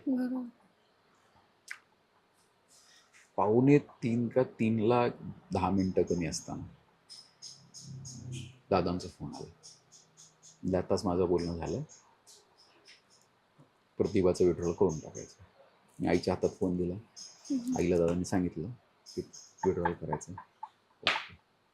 दोघेही गेलो पुढे आणि असं नॉमिनल 3ला काही मिनटं कमी असताना आम्ही विड्रॉल सबमिट केला. आईचा विड्रॉल केला, दोघांनी हात लावून केला. तो विड्रॉल ॲक्सेप्ट होईपर्यंत आमच्या विरोधकांना, मीडियाला मिळच लागत नव्हतं दिलाय कोणाचा विड्रॉल. पण दोघं गेलो होतो, दोघांनी दिला होता. अर्ज कुणाचा दिलाय ते सगळं झाल्यावर मग ते सगळं छाननी हे सगळं क्लिअर झालं. आणि ज्यावेळेस त्यांनी डिक्लेअर केलं त्यावेळेस सगळ्यांना कळालं की असं झालंय. डिक्लेअर केलं आम्ही बाहेर आलो. सगळीकडं बातम्या सुरू झाल्या की भाजपच्या उमेदवारांनी माघार घेतली, भाजपच्या उमेदवारांनी माघार घेतली. कोणाला कळालंच नाही की मी सबस्टिट्यूट कॅन्डिडेट हा भाजपचाच कॅन्डिडेट होतो. अजूनही कितीतरी वेळेस मधला का आता बदल झाला, पण सुरुवातीचे काही महिने आईनंच फोन यायचा पक्षातनं आमदार म्हणून, कारण आईचा नंबर तर सेव्ड होता. आता त्यांनी सिस्टीम डेटाबेस चेंज केला, पण तोपर्यंत आईला फोन येत होते. त्यामुळे हा जो पिरियड होता ना, एखाद्या वेळेस हा जो अडचणीचा काळ आहे, त्यामुळे आम्हाला निर्णय घ्यायला सोपं झालं. त्या अडचणीच्या काळाने आम्हाला शिकवलं. तर म्हणजे अशी भीती धास्ती असते ना, परीक्षेला बसताना एक भीती असते, निकालाच्या दिवशीची भीती असते. आमचं त्या विड्रॉलच्या दिवशीच ती संपली होती. निकालाचं आम्हाला टेन्शनच नव्हतं राहिलं. मग पुढे आम्ही लगेच सोपं नव्हतं आम्हाला. वातावरण बदलणं, लोकांना समजून सांगणं, लोकांपर्यंत पोहोचणं आणि लोकांना पटणं आणि मग लोकांनी मतं टाकणं, एवढं सोपं नव्हतं. दादा, खरोखरच तुम्ही तुमच्या बालपणीच्या जे काही इन्सिडेंट सांगितले त्यातनं हे कळतं की बालपणीचे संस्कार फार महत्त्वाचे असतात आणि तुमच्या व्यक्तिमत्वासाठी जी पायाभरणी झाली ती तुमच्या बालपणीच झाली. आता आपण तुमच्या कुटुंबियाविषयी जाणून घेऊयात. दादा, राजकारणात आईही होत्या, वडीलही होते, म्हणजे ते तुम्हाला दोघांनाही तुम्ही त्या फेजमध्ये पाहिलेलं आहे. तुमच्यासाठी राजकारणातला आयडल कोण आहे? ते दोघे किंवा इतर कोणी? मी एक ऑब्झर्व केलं बरं का, राजकारणात एखादा व्यक्ती आयडल नाही असू शकत. हे 5 बोटाचं 5ही बोटाचं काम वेगळं आहे. बरोबर. तुम्हाला निवडावं लागतं की कोणाचे काय गुण घ्यायचे. माझ्यासाठी माझे वडील हे कायम आयडल राहिलेले आहे. मी त्यांचा संघर्ष पाहिला, मी त्यांच्या चांगल्या गोष्टी पाहिल्यात, त्यांच्या वाईट गोष्टी पाहिल्यात, त्यांचा चांगला काळ पाहिलाय, वाईट काळ पाहिलाय, त्यांचे चांगले निर्णय पाहिलेत, त्यांचे निर्णय घेतल्यानंतर आम्हाला जो त्रास झाला आहे किंवा राजकीय त्रास झाला आहे तोही मी जवळनं पाहिलेला आहे. मी ह्या सगळ्यात एक शिकलो आहे, कोणताही निर्णय हा कायम बरोबर आणि कायम चूक नसतो, काळ ठरवतो. आज एखादा निर्णय आपल्याला बरोबर वाटतो, तो काही दिवसानंतर असं वाटतो तो चुकीचा निर्णय, आणि तोच निर्णय काही वर्षानंतर असं वाटतं नाही तो बरोबर निर्णय होता. म्हणजे तुमचा निर्णय बरोबर आहे का चूक ही वेळ ठरवते की त्यावेळेस तो बरोबर आहे का चुकीचा आहे. आणि ही आयर्नी आहे लाईफची. म्हणजे अनेकांना असं वाटतं मी हा निर्णय घेतला तो सगळ्यात योग्य निर्णय होता, काही नसत नाही मी तो घेतलेला निर्णय चुकीचा निर्णय होता. निर्णय हे वेळ आणि परिस्थिती ठरवते तुमचा निर्णय बरोबर आहे का चुकीचा आहे. त्यामुळे निर्णय घेणं अतिशय महत्वाचं हे मी शिकलो. निर्णय घेतला पाहिजे, हा उद्या काय चांगलं होईल वाईट होईल नंतर बघू आपण. मी आज एखादा निर्णय घेतला, आज थांबायचा निर्णय घेतला, तो आज मला योग्य वाटेल पण उद्या चुकीचा असू शकेल. तो उद्या असं वाटेल की नव्हतं थांबायला पाहिजे. त्यामुळे तो निर्णय घेणं हे महत्वाचं आहे हे मी त्या काळात शिकलो. दादा, तुमच्या वडिलांचा तुमच्या राजकीय कारकिर्दीमध्ये काय प्रभाव राहिलाय, त्यांच्याकडनं तुम्हाला काय शिकायला मिळालंय? पूर्णच प्रभाव आला. म्हणजे दादांच्या मेन काय मला जे मिळालं ते सगळं वारसात मिळालेलं आहे. मला हे आता पुढे म्हणजे माझ्यावर जी मतदान मी काय सांग विक्रम पाचपुतेला मतं पडलीत ही विक्रम पाचपुतेची नाहीत, ही पवनराव पाचपुतेंच्या मुलाची आहेत. मिळालेली मतं ही 100% पवनराव पाचपुतेंच्या मुलाची आहेत. आणि उद्याची निवडणूक हे ठरवेल की ही मतं विक्रम पाचपुतेची आहेत की नाही. त्यामुळे आज जे मला मिळालं हे सगळं वडिलांचं आहे. आता मला उद्या हे सिद्ध करावं लागेल की मी या पात्रतेचा आहे, आणि ते उद्याच्या काळात जनता ठरवेल. माझं काम चांगलं असेल तर लोक माझ्या पाठीशी उभे राहतील, जर चांगलं नसेल तर नाही राहणार. आणि कायम चांगल्याच्याच पाठीशी उभे राहतात असं काही नाही. त्यावेळी प्राप्त परिस्थिती बघून लोक ठरवतात. मी इतक्या वेळेस पाहिलंय, माझे अनुभव असे आहेत, खूप चांगलं काम करणाऱ्या लोकांनी घरी बसवलं का तर बदल करून पाहायचा आहे, नवीन प्रयोग करून पाहायचा आहे, नवीन व्यक्तीला संधी द्यायची. आमच्या श्रीगोंद्याने केलंय, 14ला अनुभव घेतला पण त्याचा त्रास एवढा झाला होता, शेवटी काय होतं हा प्रयोग चालू असतो. त्यामुळे आम्ही आमच्या पद्धतीने हा प्रयत्न करतो की जो वडिलांकडनं आलेला अनुभव आहे, माझा फायदा काय होतो की मला फर्स्ट हँड इन्फॉर्मेशन गोष्टींच्या मिळते.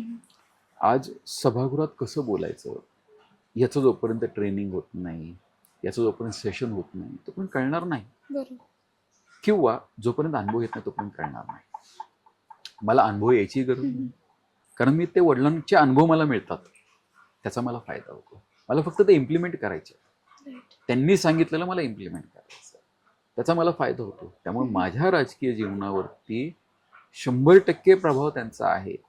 हितनं पुढे जो काय असेल तो माझं व्यक्तिमत्व दिसायला सुरू होईल. आज मी जे काही उपक्रम हाती घेतोय आज मतदारसंघामध्ये, आपण शेवटी काय की काहीतरी वेगळं केल्याशिवाय पर्याय नाही. आणि मी या मताचा आहे की ठीक आहे, माझं एकदम क्लिअर मत आहे, मी आमदाराला निवडून येईपर्यंत पक्ष असतो, निवडून आल्यानंतर त्याला पक्ष नाही. मतदारसंघ संपूर्ण हा आमदाराचा आहे या मताचा. मग जर संपूर्ण मतदारसंघ आमदाराचा आहे तर आमदाराचा फायदा संपूर्ण मतदारसंघाला झाला पाहिजे. ठीक आहे, आमच्या कार्यकर्त्यांना, आमच्या नेत्यांना, आमच्या जवळच्या लोकांना फायदा होईल, नो डाऊट फायदा होणार आहे, आणि झालाच पाहिजे, का नाही व्हावं, त्यांच्यामुळे आम्ही इथं आहोत. पण हा फायदा होत असताना ज्यांनी आमचं काम नाही केलं त्यांचाही तोटा होता कामा नये, ही नैतिक जबाबदारी आमदाराची असते ह्या मताचा मी. आणि त्या पद्धतीने आपण जनता दरबारची सुरुवात केली, त्यानंतर आम्ही आमदार आपल्या गावी या दौऱ्याची सुरुवात केली. हे सगळं मी दादांकडनं शिकलो. प्रशासनाचा योग्य वापर कसा करायचा. माझ्या मतदारसंघामध्ये साधं उदाहरण सांगायचं झालं तर मधल्या काळामध्ये अतिवृष्टी झाली होती, फ्लॅश फ्लड्स आले होते. आम्ही जनरल अधिकाऱ्यांना सांगितलं असतं किंवा नसतं जरी सांगितलं, अधिकाऱ्यांनी त्यांच्या पद्धतीने पंचनामे केले असते. पण मी दादांच्या अनुभवातनं अधिकाऱ्यांचा दौरा लावला, सगळ्या अधिकाऱ्यांना घेऊन फील्डवरती गेलो. प्रमुख अधिकाऱ्यांना काय होतं माहितीये का, जे वरिष्ठ अधिकारी असतात ना, जे काय म्हणणार, जे फील्डवरचे कर्मचारी अधिकारी आहेत त्यांना वस्तुस्थितीची जाणीव असते, पण ते घाबरतात. कारण एवढं नुकसान झालं, आम्ही जो वर सांगितलं तर वरचे काय बोलतील. जे वरिष्ठ अधिकारी फील्डवर येतो ना, स्वतःच्या डोळ्यांनी पाहतो ना, त्याच त्याच्या लक्षात आले नाही खरंच नुकसान झालं या शेतकऱ्यांचं. मी दादांच्या अनुभवातून सगळ्या अधिकाऱ्यांचे दौरे लावले होते. एवढे अधिकारी आले, मला एक शेतकरी म्हणले हे आलेत करणार काय? म्हणलं ते भविष्यात कळेल तुम्हाला काय करणार आहे. म्हणजे ह्या अधिकारी आल्यामुळे माझ्या मतदारसंघामध्ये नुकसान भरपाई ही इतर तालुक्याच्या तुलनेत चांगली मिळाली. का मिळाली? कारण जे अधिकारी वरती प्रस्ताव पाठवणार होते त्यांनी स्वतःच्या डोळ्यांनी परिस्थिती पाहिली. आपत्ती झाल्यानंतर नेत्यांचा जो दौरा होतो, या दौऱ्याने नेते काहीच करत नाहीत असं ज्याला वाटतं ना, हे अतिशय चुकीचं आहे. आम्ही ज्यावेळेस जातो, लोक म्हणतात अरे काय नुकसान झालं, तुम्ही येऊन काय करणार आहे? असे आहेत काही विचार करणारे लोक, पण त्यांना हे लक्षात येत नाही ज्यावेळेस आम्ही येतो त्यावेळेस आम्ही एकटे पाहत नाही, आमच्याबरोबर प्रशासकीय अधिकारी जे असतात ते स्वतःच्या डोळ्यांनी परिस्थिती पाहतात. आणि ते ज्यावेळेस स्वतःच्या डोळ्यांनी परिस्थिती, व्यथा, अडचणी लोकांच्या पाहतात, अनुभवतात, स्वतःच्या कानाने ऐकतात, त्यावेळेस त्यांचं ह्या जनतेकडे पाहण्याचा दृष्टिकोन हा बदलतो. आणि बदललेल्या दृष्टिकोनातनं ते नक्कीच त्या जनतेला चांगला जास्तीत जास्त लाभ मिळवून देऊ शकतात. याचा अनुभव मी आणि माझ्या मतदारसंघातल्या जनतेने कालच्या अतिवृष्टीमध्ये घेतलेला आहे. त्यामुळे हा मी जर फर्स्ट टाइम आमदार असतो, ज्याला राजकीय बॅकग्राऊंड काहीच नाही, लोक म्हणतात ना काय ह्याला काय वर्षातनं आलंय, ठीक आहे ना, वर्षातनं मला संधी मिळाली, पण वर्षातनं मला अनुभव पण मिळालेला आहे. आणि त्या अनुभवाचा फायदा माझ्या मतदारसंघाला होतो. नवख्या आमदाराला जर संधी दिली असते आणि हा अनुभव नसता, त्यांनी जर अधिकाऱ्यांनी घेऊन दौरा केला नसता, झाला होता 14 नंतर आमच्याकडे दुष्काळ आला होता, काही काळ आमच्याकडे पाऊस नव्हता झाला, पाण्याचं नियोजन फिसकटलं होतं. त्यावेळेस त्या आमदाराची चूक नाहीये, त्याकडे अनुभवच नव्हता ना. आज माझ्याकडे माझ्या वडिलांचा अनुभव आल्यामुळे मी हे ऍक्शन्स घेऊ शकलो, हे पर्याय करू शकलो, त्यामुळे मला हे सोपं जात आहे. दादा, तुम्ही तुमच्या वडिलांच्या प्रभावाबद्दल बोललात. तुमच्या आई तुमच्या जीवनावरती, कारकिर्दीवरती काय प्रभाव टाकतात, त्यांची काय भूमिका आहे तुमच्या जीवनात? मी तुम्हाला म्हणलं ना सुरुवातीला, आमच्या आईने हट्ट करून आमच्या सगळ्यांचं शिक्षण हे पुण्यात केलं होतं. आणि पुण्यात का नेलं होतं तर पुण्यामध्ये आमच्या वडिलांचा प्रभाव चालणार नाही अशा ठिकाणी ते आम्हाला घेऊन गेले. त्यामुळे संघर्ष आम्हाला लहानपणापासून करावा लागेल ही व्यवस्था आईने केली होती, आणि ते गरजेचं आहे. हे मुलाला पोहता येत नाही म्हणून जर पाण्यातच नाही टाकायचं म्हणलं तर पोहायला कधी शिकणार नाही. आमच्या आईने आम्हाला डबक्यात फेकलं होतं, त्याचा फायदा आम्हाला झाला. आमच्या आईने ही व्यवस्था केली होती की वडिलांच्या राजकीय प्रभावाचा इम्पॅक्ट आमच्या जडणघडणीवर होणार नाही, ही व्यवस्था आमच्या आईने केली होती. त्याचा फायदा एक झाला, जर प्रभाव राहिला असता तर सगळी पदं गेल्यानंतर आम्ही संपलो असतो, कारण आम्हाला प्रभावाखाली जगायची सवय लागली असते.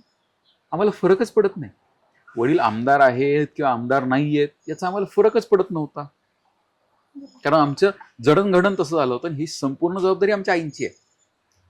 आईने तो निर्णय घेतला नसता, तुम्ही बघा काही काही खूप मोठी राजकीय कुटुंब असतात, ती संपताना पाहिलेली आपण. का पाहिलेली आहेत? कारण त्यांच्या मुलांना संघर्ष करून दिला नाही. बघा दुर्दैव असं आहे, आई वडिलांना असं वाटतं की आम्हाला मिळालं नाही, आमच्या मुलांना मिळालं. आणि हे ज्यावेळेस होतं ना त्यावेळेस ती मुलं पुढे जात नाही, कारण त्यांना इझिली देतो.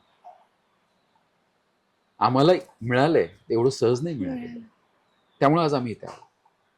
त्यामुळे तो इन्सिडन्स अतिशय महत्वाचा असतो, आणि हा निर्णय आमच्या आईंमुळे झाला. जर एखाद्या आमच्या आईंच्या वेळी दुसरं कोण असं की आईने तसा विचार केला नसता तर आम्ही इथपर्यंत आलो नसतो, आम्ही संघर्षाच्या पिरियडमध्ये टिकू शकलो नसतो. म्हणजे त्यावेळेस ह्या माझ्याविषयीच्या बातम्या, माझ्याविषयीच्या अफवा, माझ्या लग्नाविषयीच्या अफवा, माझ्या बायकोविषयीच्या अफवा, हे आम्ही सहनच करू शकलो नसतो, कारण आम्ही हा पॅच पाहिला होता. आणि हा पॅच अतिशय महत्वाचा असतो. किती नाही म्हणलं तर याचं श्रेय माझ्या आईला जातं. दादा, कुटुंबात असताना अशी कोणती घटना घडली होती का ज्याने तुमचं आयुष्य बदलले असं तुम्हाला वाटतं? हे खूप गोष्टी आहेत. म्हणजे दादा आमदार किजस पडले होते, दादांना त्रास झाला होता, आमची परिस्थिती हलाखीचीच होती, त्यांना अचानक दवाखान्याला घेऊन जायचं होतं. माझ्या भावाचा गल्ला फोडताना मी पाहिलं पैशाचा. तो इन्सिडेंट आयुष्यभर नाही मी विसरू शकतो. काही काळ आधी तुम्ही सत्तेवर होता, आणि आज ही अवस्था होते याची जाणीव मला. माझं लग्न झालं हे मी नशिबाने की माझी बायको राजकीय कुटुंबातली आहे, तिला राजकीय पार्श्वभूमी आहे. मी पाहिलं मी पल्लवीच्या जागी दुसरी एखादी जर कोणी असते मला मागे सोडून गेली असते, नसते टिकले ह्या संघर्षात. म्हणजे अनेकांना असं वाटतं खूप सोपं आहे, पण आमच्या अडचणी आम्हाला माहिती आहेत. नाही होऊ शकत. म्हणजे मी माझ्या मित्रांना माझ्या अडचणी सांगू शकत नाही, सांगितलं तर ते मला जवळ करणार नाही. मी कुटुंबाला माझ्या अडचणी सांगू शकत नाही, कारण आमच्या कुटुंबातल्या नातेवाईकांना असं मी एक पाहिलंय, असं कोणच नसतं की तुमचं चांगलं त्याला देखवतं. खूप कमी लोक असतात. म्हणजे प्रत्येकाच्या आयुष्यामध्ये खूप बोटावर मोजणे इतकी लोक असतात की ज्यांना आपलं चांगलं झालेलं देखवतं. आम्ही तो पॅच पाहिलाय आणि आम्ही त्या पॅचमध्ये काही गोष्टी अशा असतात नवरा बायकोच्या, हे मी आणि पल्लवीनी अनुभवलेलं आहे, आम्हाला दोघांना माहिती आहे. मी संघर्ष केलेला लोकांना खरा वाटत नाही आणि माझी इच्छा पण नाही त्यांना वाटावं खरं. आम्हाला दोघांना माहिती आहे आम्ही कशातनं आलेलो आहोत, कसं पुढे चाललेलो आहोत, आम्हाला खर्च करताना काय मर्यादा होत्या, कारण खर्च करायला पैसे नसायचे खिशात. कित्येक वेळेस आम्ही आमच्या मित्रांबरोबर बाहेर जाणं टाळलंय, नाही खर्च करू शकत, ठीक आहे ना. पण हे पटलंय, माझ्या बायकोने मला साथ दिली त्या काळात. त्याच्या जागी जर एखादी दुसरी आताचे मिलेनियल जे आपण पाहतो जनरेशन, तेवढे संस्कार जर असते ना कधीच माझा डिवोर्स झालेला असता. ह्या गोष्टी ऐकायला वाटतात, पण ज्यावेळेस आम्ही अनुभवतो ना, आम्ही त्यातून गेलो आणि गेलेल्या व्यक्तीला माहिती असतं. आणि मी एक पाहिलंय बघा, मी एक गोष्ट आयुष्यात शिकलोय की कधी स्वतःचं दुःख सांगण्यात काही अर्थ नसतो. ज्यावेळेस आपण आपलं दुःख कोणाला सांगतो ना, तो रडून आपलं दुःख ऐकतो आणि बाहेर जाऊन हसून दुनियेला सांगतो. याचा अनुभव सुद्धा मी घेतलेला आहे. त्यामुळे आम्ही आमचा काय वाईट पॅच झाला हा आमच्यापुरता नाही, काय संघर्ष केला आमचा आम्ही केला. आज तर योग्य ठिकाणी आणि माहित नाही उद्या संघर्ष करावा लागेल याची तयारी आमची. आम्ही वर्स्ट केस सिनॅरिओसाठी तयार आहोत, त्यामुळे आम्हाला काहीच वाटत नाही. शेवटी काय आहे की माणसाला जाण्याची भीती असते, गमावण्याची भीती असते, आम्हाला ती नाही. आणि आम्ही दोघं, मी असेल पल्लवी असेल, तो एक सांगतो किती जरी कोणी काही म्हणलं ना, आई वडील कुटुंब, पण एक पॅच असा येतो की त्यावेळेस नवरा बायको हे दोघंच असतात. ज्या वेळेस नवरा बायकोची भांडणं होतात ना, त्यात कोणीच मध्ये पडत नाही, तिथे दोघांना सोडवावी लागतात. याची जाणीव आम्हाला दोघांना, आणि ह्याच्यातनं आम्ही दोघं पुढे चाललो. त्यामुळे काय संघर्ष केला हा सांगूनही उपयोग नाही. मी एका मुलाखतीत सांगितलं होतं की आम्हाला जेवायला जाताना, म्हणजे बाहेर रेस्टॉरंटला जातानाही 10 वेळेस विचार करायला लागायचा. लोकांना खरं वाटलं नव्हतं ते, आणि माझी इच्छा पण नाही त्यांना खरं वाटावं. मी माझ्या बायकोने ते अनुभवलेलं आहे आणि आम्हाला माहिती आहे. आणि आम्ही खुश आहोत की आम्ही वाईट दिवसही पाहिलेत आणि आम्ही चांगले दिवसही पाहतोय. त्याचा फायदा आमच्या मुलीच्या जडणघडणीमध्ये आम्हाला नक्कीच तो होणार आहे याची जाणीव आम्हाला आहे. कारण आम्ही अटॅच नाही राहत आता. आम्हाला असं वाटतच नाही की अरे हे असंच झालं पाहिजे, तसंच झालं पाहिजे. आम्ही लोकांना बदलताना पाहिलंय. ठराविक बोटावर मोजण्या इतकी लोक असतात की जे वाईट काळात पण आपल्याबरोबर राहतात. मी चांगल्या काळामध्ये अनेक लोक संपर्कात आलेलीही पाहिलेली आहेत आणि वाईट काळात ती गेलेली पाहिलेत आणि नंतरच्या चांगल्या काळात परत आलेली पाहिलेली आहे. लोकांना असं वाटतं की आम्हाला काही कळत नसेल, फक्त आम्ही व्यक्त होत नाही, आणि आम्ही ठरवलं व्यक्त होऊन उपयोगच नाही. काय करणार व्यक्त होऊन? लोकांना असं वाटतं माझा संघर्ष हा पुढच्यांना कळावा. उपयोग काय? तुमचा संघर्ष हा तुमच्यापुरता मर्यादित आहे. तो तुमच्या चांगल्या काळात लोकांना ऐकायला आवडेल, वाईट काळात ऐकायला आवडत नाही. दादा, तुम्ही हे जे अनुभव सांगितले आहे, जीवनातले हायज लोज सगळ्याबद्दल तुम्ही आता बोललात, तुमच्या पुढच्या पिढीने राजकारणात यावं असं तुम्हाला वाटतं का? ते त्यावेळेच्या प्राप्त परिस्थितीने ठरवलं. मी तुम्हाला सांगतो बघा, मी ठरवलं होतं मला राजकारण करायचं नाही, मला संधी नाही. उद्या त्यांची इच्छा असेल की नसेल याच्यापेक्षा त्यांना संधी मिळेल की नाही हेही महत्वाचं आहे. मी काही अशी मुलं पाहिलेली आहेत की ज्यांची इच्छा आहे की वडिलांनंतर राजकारण करायचं, त्यांना कधीच संधी मिळाली नाहीये. तेव्हा मी माझ्या पुढच्या पिढीने काय करावं हे मी नाही ठरवणार, त्यांना संधी आहे, त्यांनी ठरवावं की पुढे काय करायचं. आता कुटुंबियांसोबत सुट्टी कशी घालवता, त्याचं रुटीन कसं असतं, किंवा तुम्ही एखादा दिवस तुमच्या बिझी शेड्यूल मधनं कुटुंबियांसाठी राखीव ठेवता का? मी अलीकडे प्रयत्न करतो. म्हणजे मधल्या काळात होत नव्हतं. म्हणजे आजही मला टाईम मॅनेजमेंटला खूप प्रॉब्लेम होतो. आणि माझा प्रॉब्लेम असा आहे, मी जिथे जाईल तिथे अडकून जातो. म्हणजे पूर्णपणे त्यात एन्ग्रॉस होऊन जातो. ते चांगलंही आणि तोटाचंही आहे. म्हणजे मी हा प्रयत्न करतो की कुटुंबाबरोबर असताना 100% कुटुंबाबरोबर असावं आणि जनतेत असताना 100% जनतेत त्यांच्यासोबत. असावं. पण त्याचा खूप म्हणजे मला काही वाटत नाही, पण माझ्या कुटुंबाला त्याचा फटका बसतो. कारण मुलीला जास्त फटका बसतो, मुलीला आणि पल्लवींना.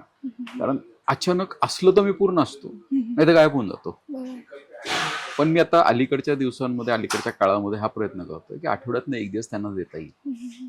मग तो रविवारचा असेल, शनिवारचा असेल.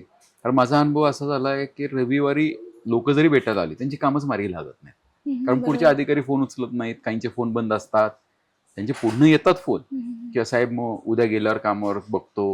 मग मी हा प्रयत्न करतो, मग रविवारचा दिवस जर कामं होणारच नसतील तर रविवारचा दिवस मी घरच्यांसाठी द्यावा. तर अलीकडच्या काळामध्ये मी ते सुरू केलेलं आहे. पण अनेकदा असं होतं की ते जरी रुटीन बसवायचं म्हणलं तर ते बसत नाही. बसत नाही. अचानक रविवारी काहीतरी मोठ्या नेत्याचा दौरा येतो किंवा मला कुठेतरी पक्षाची जबाबदारी लागते किंवा मतदारसंघातला एखादा महत्वाचा कार्यक्रम येतो आणि मग तिकडे जावं लागतं. पण माझा हा प्रयत्न चाललाय आता, हळूहळू मी ते करतोय की आठवड्यातनं एक दिवस हा कुटुंबासाठी ठेवला पाहिजे. कारण मी एक पाहिलंय की एक ठराविक वेळेनंतर असं वाटतं की वेळ द्यायला पाहिजे होता. आणि मी ते अनुभव घेतला. म्हणजे मधल्या काळामध्ये मी मुलगी लहान असताना मी राजकारणात ऍक्टिव्ह नव्हतो, तर मी तिला खूप वेळ दिला. आणि अचानक जो गॅप पडला ना, तिच्या वेळेस तर प्रश्न विचारते ना, तू घरी का थांबत नाही बाबा, पाच तुम्ही माझ्याबरोबर थांबलं पाहिजे, तू का थांबत नाही, असं ते वेगवेगळे प्रश्न असतात. आणि आता त्या फेज मध्ये इवा आहे. आणि मग त्यावेळेस असा प्रश्न होता, यार आपण खरंच म्हणजे आमचं कधी कधी हे होतं, म्हणजे युक्तिवाद होतो, चर्चा होतो, वाद होतो माझा आणि पल्लवीचा. ती त्या जागेवर बरोबर आहे. पल्लवीचं मत असं असतं की तुम्ही वेळ दिला पाहिजे. आणि त्या काय होतं, पल्लवी सुद्धा प्रॅक्टिस करतात, त्यांनाही वेळ मिळत नाही. म्हणजे त्यांना त्यांच्या प्रॅक्टिसमधनं त्या इवाला वेळ देतात, मग मी का देऊ शकत नाही?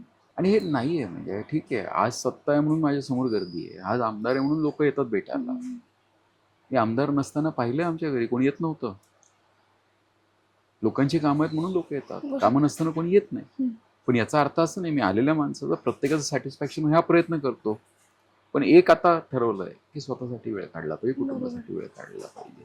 कारण नंतर हताश होऊन उपयोग नाही. त्यामुळे माझा हा प्रयत्न आहे की आठवड्यातनं एक दिवस तरी असावा. मुलीसाठी, बायकोसाठी द्यावं, काही काळ जमलं तर आई वडिलांसाठी द्यावं. पण हे होत नाही. म्हणजे खूप प्रयत्न करतोय मी, पण ते होत नाही. म्हणजे किती आहे, म्हणजे आता माझ्या मतदारसंघात ऑलमोस्ट 2 ते 3 वेळेस दौरे झाले. प्रत्येक गावात मी गेलोय.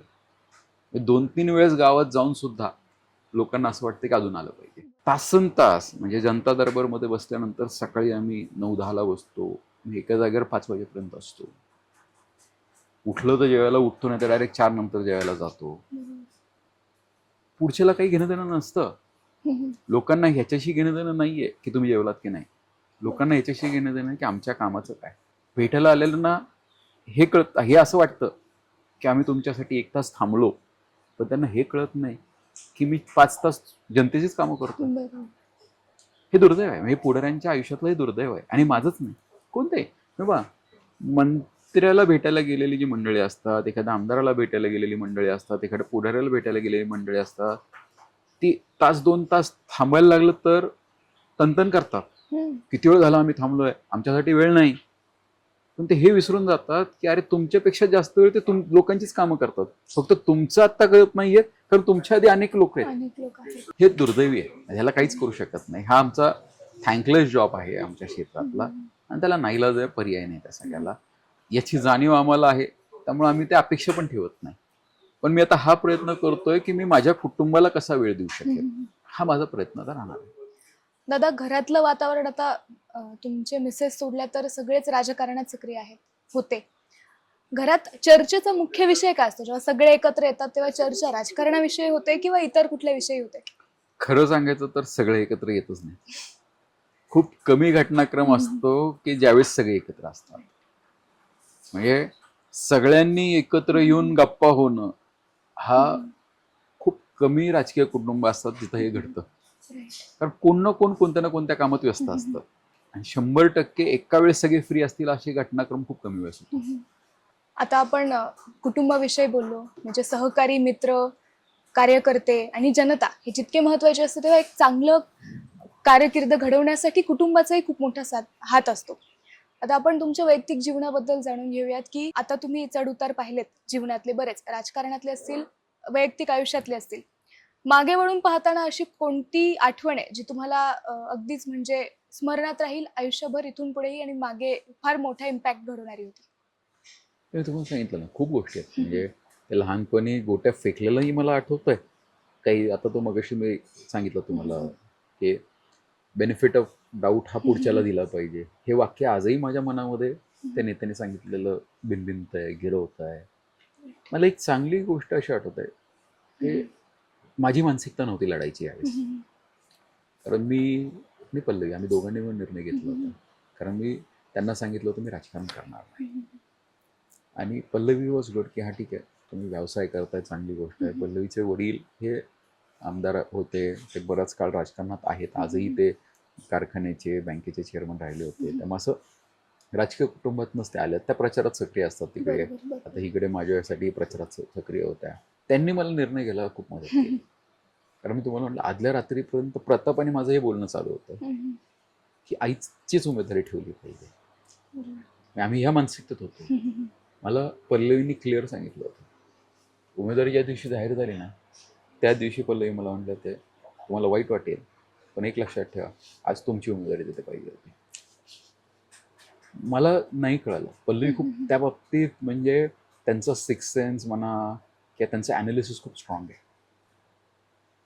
त्याने सांगितलं होतं, मी फिरलेली आहे, मी लोकांच्यात पाहते, तुम्ही निवडून येऊ शकता आणि लोकांचा तुमच्यावर विश्वास आहे. म्हटलं तर नाही.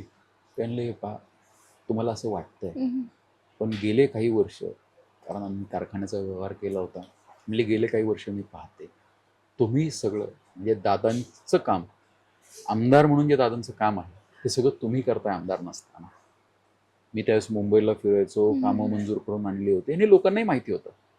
त्यावेळेस मला पल्लवी म्हटलं त्या, हे पहा, कालची 19शी निवडणूक, त्यावेळेसही दादा आजारी होते, त्यावेळेस दौरे तुम्ही केलेले आहेत. त्यामुळे जनतेने त्यावेळेस एकट्या दादांना नाही तर तुम्हाला सुद्धा संधी दिलेली आहे, एवढं लक्षात ठेवा, हे विसरू नका. आणि ती गोष्ट माझ्यासाठी म्हणजे हे होती की मला विचार करायला लावणारी होती.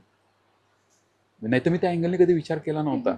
मला ही काळजी आणि भीती वाटायची, अरे मी फिरत नाहीये, मी 8 वर्ष झालं लोकांच्यात नाहीये, कशी मला कोणी ऍक्सेप्ट करेल, याची मला भीती होती, काळजी होती. आणि 100% ते बरोबरही होतं असं मला वाटायचं. पण ज्यावेळेस पल्लवींचं हे वाक्य होतं ना, त्यावेळेस मला वाटायला लागलं अरे हे खरं आहे. आणि त्यांनी मला आधी सांगितलं होतं की हे बघा, तुमच्या कुटुंबात जर कोण निवडून येईल तर तुम्ही निवडून येऊ शकता. आणि हे सेम वाक्य दादांनी वापरलं होतं की तू 100% निवडून येऊ शकतो. दादांच्या आधी मला पल्लवी बोलल्या होत्या. आणि अनेकदा असं असतं की त्या सक्रिय नाहीत म्हणून आपण त्यांच्याकडे त्या बोलण्याकडे लक्ष देत नाही. पण ज्यावेळेस निर्णय घ्यायची वेळ आली ना, त्यावेळेस त्यांचं मला वाक्य आठवतं. ते सगळं विषय छोटे असतात, पण ह्या गोष्टी काय आहेत की कोणाचा काय म्हणतात सल्ला हा कधी मॅटर करेल ह्याचा भरोसा नाही. फक्त तो शांततेत प्रत्येकाचे सल्ले ऐकले पाहिजे, हे मी शिकलेलो आहे. म्हणजे हे मी अनुभवलेलं आहे की सल्ले घ्या, शेवटी निर्णय तुम्हालाच घ्यायचा, निर्णय तुम्हीच घेणार आहात, पण सल्ले हे 100% घेतले पाहिजे. दादा, राजकीय जीवन जे आहे ते धकाधकीचं आहे, खूप व्यस्त आहे. त्यात स्वतःच्या शरीराची, मनाची काळजी घेणे फार महत्वाचं आहे. तुम्हाला तुमच्याबद्दल, लोकांना फिटनेसबद्दलही काही प्रश्न आहेत. तुमचं फिटनेस रुटीन कसं आहे किंवा स्वतःला स्वस्थ ठेवण्यासाठी तुम्ही काय करता? खरं सांगायचं तर मी एवढा एक्सरसाइज नाही करत. म्हणजे दादा खूप व्यायाम करतात.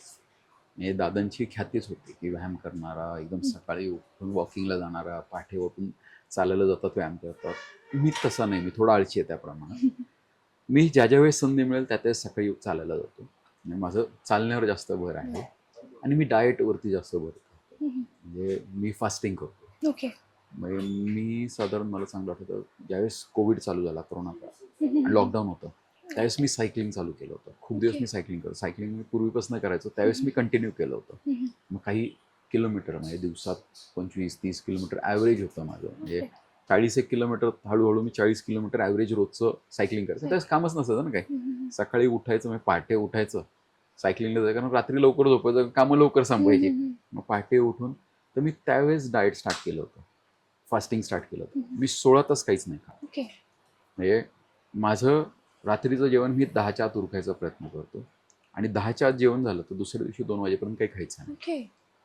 मग त्यामुळे मला ब्रेकफास्ट लागत नाही, काहीच नाही. तर माझा दिवस उठलं, रेडी झालं की चालू होऊन जातो. आता सोपं होऊन जातं माझ्यासाठी. तुमच्याशी चर्चा करत असताना म्हणजे राजकीय गोष्टींवर चर्चा तर होतेच, राजकारणाव्यतिरिक्त तुम्ही कसे आहात, तुम्हाला काय सांगावं असं वाटेल स्वतःबद्दल जे इतरांना माहित नसेल? मला वाचन करायला आवडतं. म्हणजे माझा तो चांगला म्हणा किंवा वाईट व्यक्ती स्वभाव आहे. मला एखाद्या गोष्टीचं उत्तर नाही मिळालं ना, तर मी जोपर्यंत उत्तर मिळत नाही तोपर्यंत मी स्वस्थ नाही बसत. म्हणजे आपण चर्चा करत असेल, ही घाण सवय असेल एखादं तुम्ही वाक्य वापरलं, एखादी घटना सांगितली, घटनेवर आपण चर्चा करत असेल आणि मला जर त्याची माहिती नसेल, इतिहासावरती काही आपण बोललो की एखाद्या न्यू टेक्नॉलॉजीवरती बोललो आणि त्याचं माहिती नसेल ना, तर मी त्याचं रिसर्च करणार, सर्च करणार, वाचन करणार. तर मला ती सवय आहे. ओके. आणि मी आधीपासून, म्हणजे मला जसं कळतंय, मी बऱ्यापैकी वाचायचो आणि ते वाचनामुळे मला आहेत ना खूप, म्हणजे आणि मला वाचन असं असं स्पेसिफिक, काही लोक असतात की आम्हाला बायोग्राफीज वाचायला आवडते, आम्हाला फिक्शनच आवडतं, काही जण आम्हाला नॉन फिक्शन आवडतं. तसं नाही आहे. माझं वर्सटाईल वाचन. ओके. त्यामुळे माझं असं की असं तुम्ही you should not limit yourself.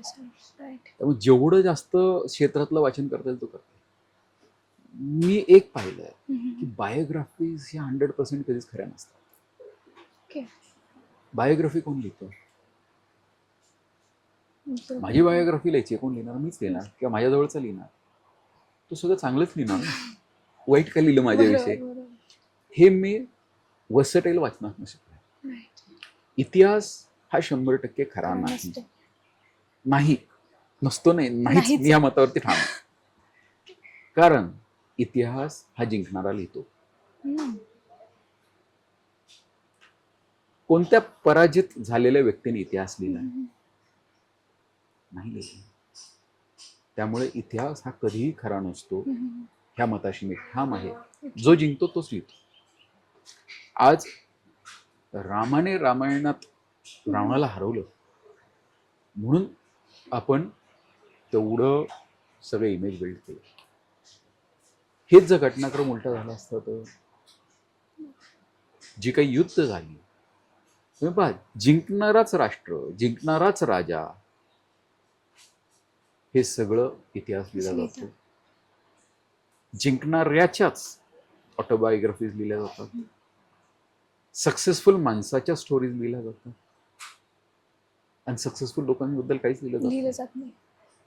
याचा अर्थ त्यांनी काहीच केलं नाही का आयुष्यात? ते म्हणजे काय म्हणणार, 10 गोष्टीत 9 गोष्टीत सक्सेस राहिले असेल, पण शेवटच्या 10व्या गोष्टीमध्ये अनसक्सेसफुल झाले. असंख्य राजे आपण इतिहासात नोंदच नाहीये की ज्यांनी खूप चांगली युद्ध केली असतील, त्यांनी खूप मोठं साम्राज्य केलं असेल, त्यांचा कुठेही उल्लेख सापडणार नाही आपल्याला. पण ते का नाही सापडणार? कारण ते शेवटचं युद्ध हरलेलं आहे. 100पैकी 99 युद्ध जिंकली आणि 100वा हरलं शेवटचं युद्ध, तर तुमचा इतिहास लिहिला जाऊ शकत नाही. मला सांगा, महाराष्ट्राच्या जडणघडणीमध्ये किती नेते आहेत? सांगता येणार नाही. बोटावर मोजण्या इतक्या नेत्यांची नावं आपण घेऊ शकतो. का? तर ते सक्सेसफुल राहिले. ते त्यांच्या शेवटच्या लढाईमध्ये सक्सेसफुल राहिले.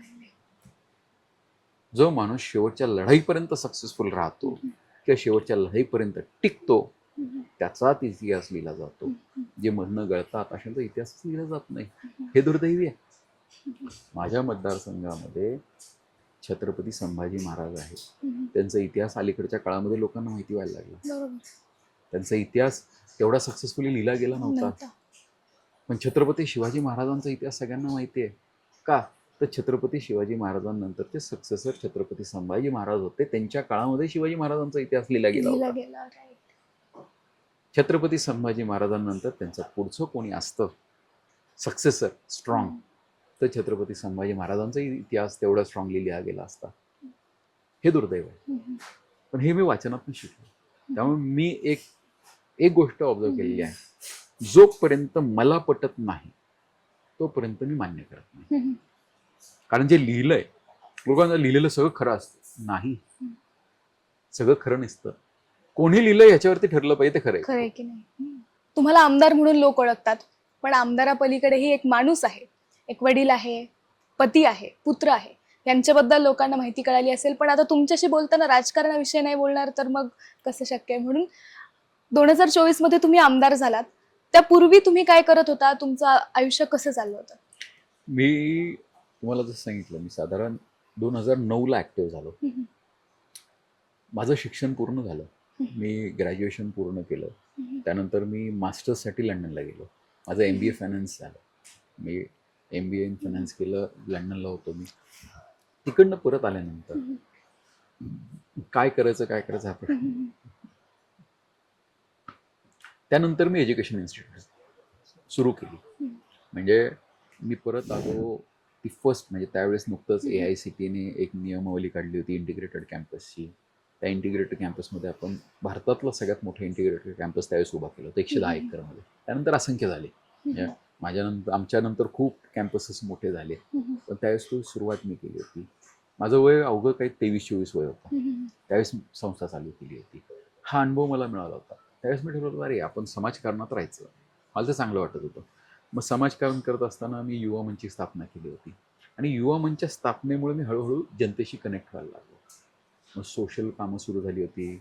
मी त्यावेळेस आयुर्वेदिक शिबिर आम्ही भरवायचो दर शनिवारी. तर त्या शिबिरामध्ये असंख्य लोकांना आम्ही लाभ दिला होता. काही हजार लोक पेशंट्सला आम्ही बरं केलेलं आहे. मी असतील, आमचे सगळे सहकारी अतुल राक्षे म्हणून आमचे मित्र आहेत, आयुर्वेदाचार्य आहेत.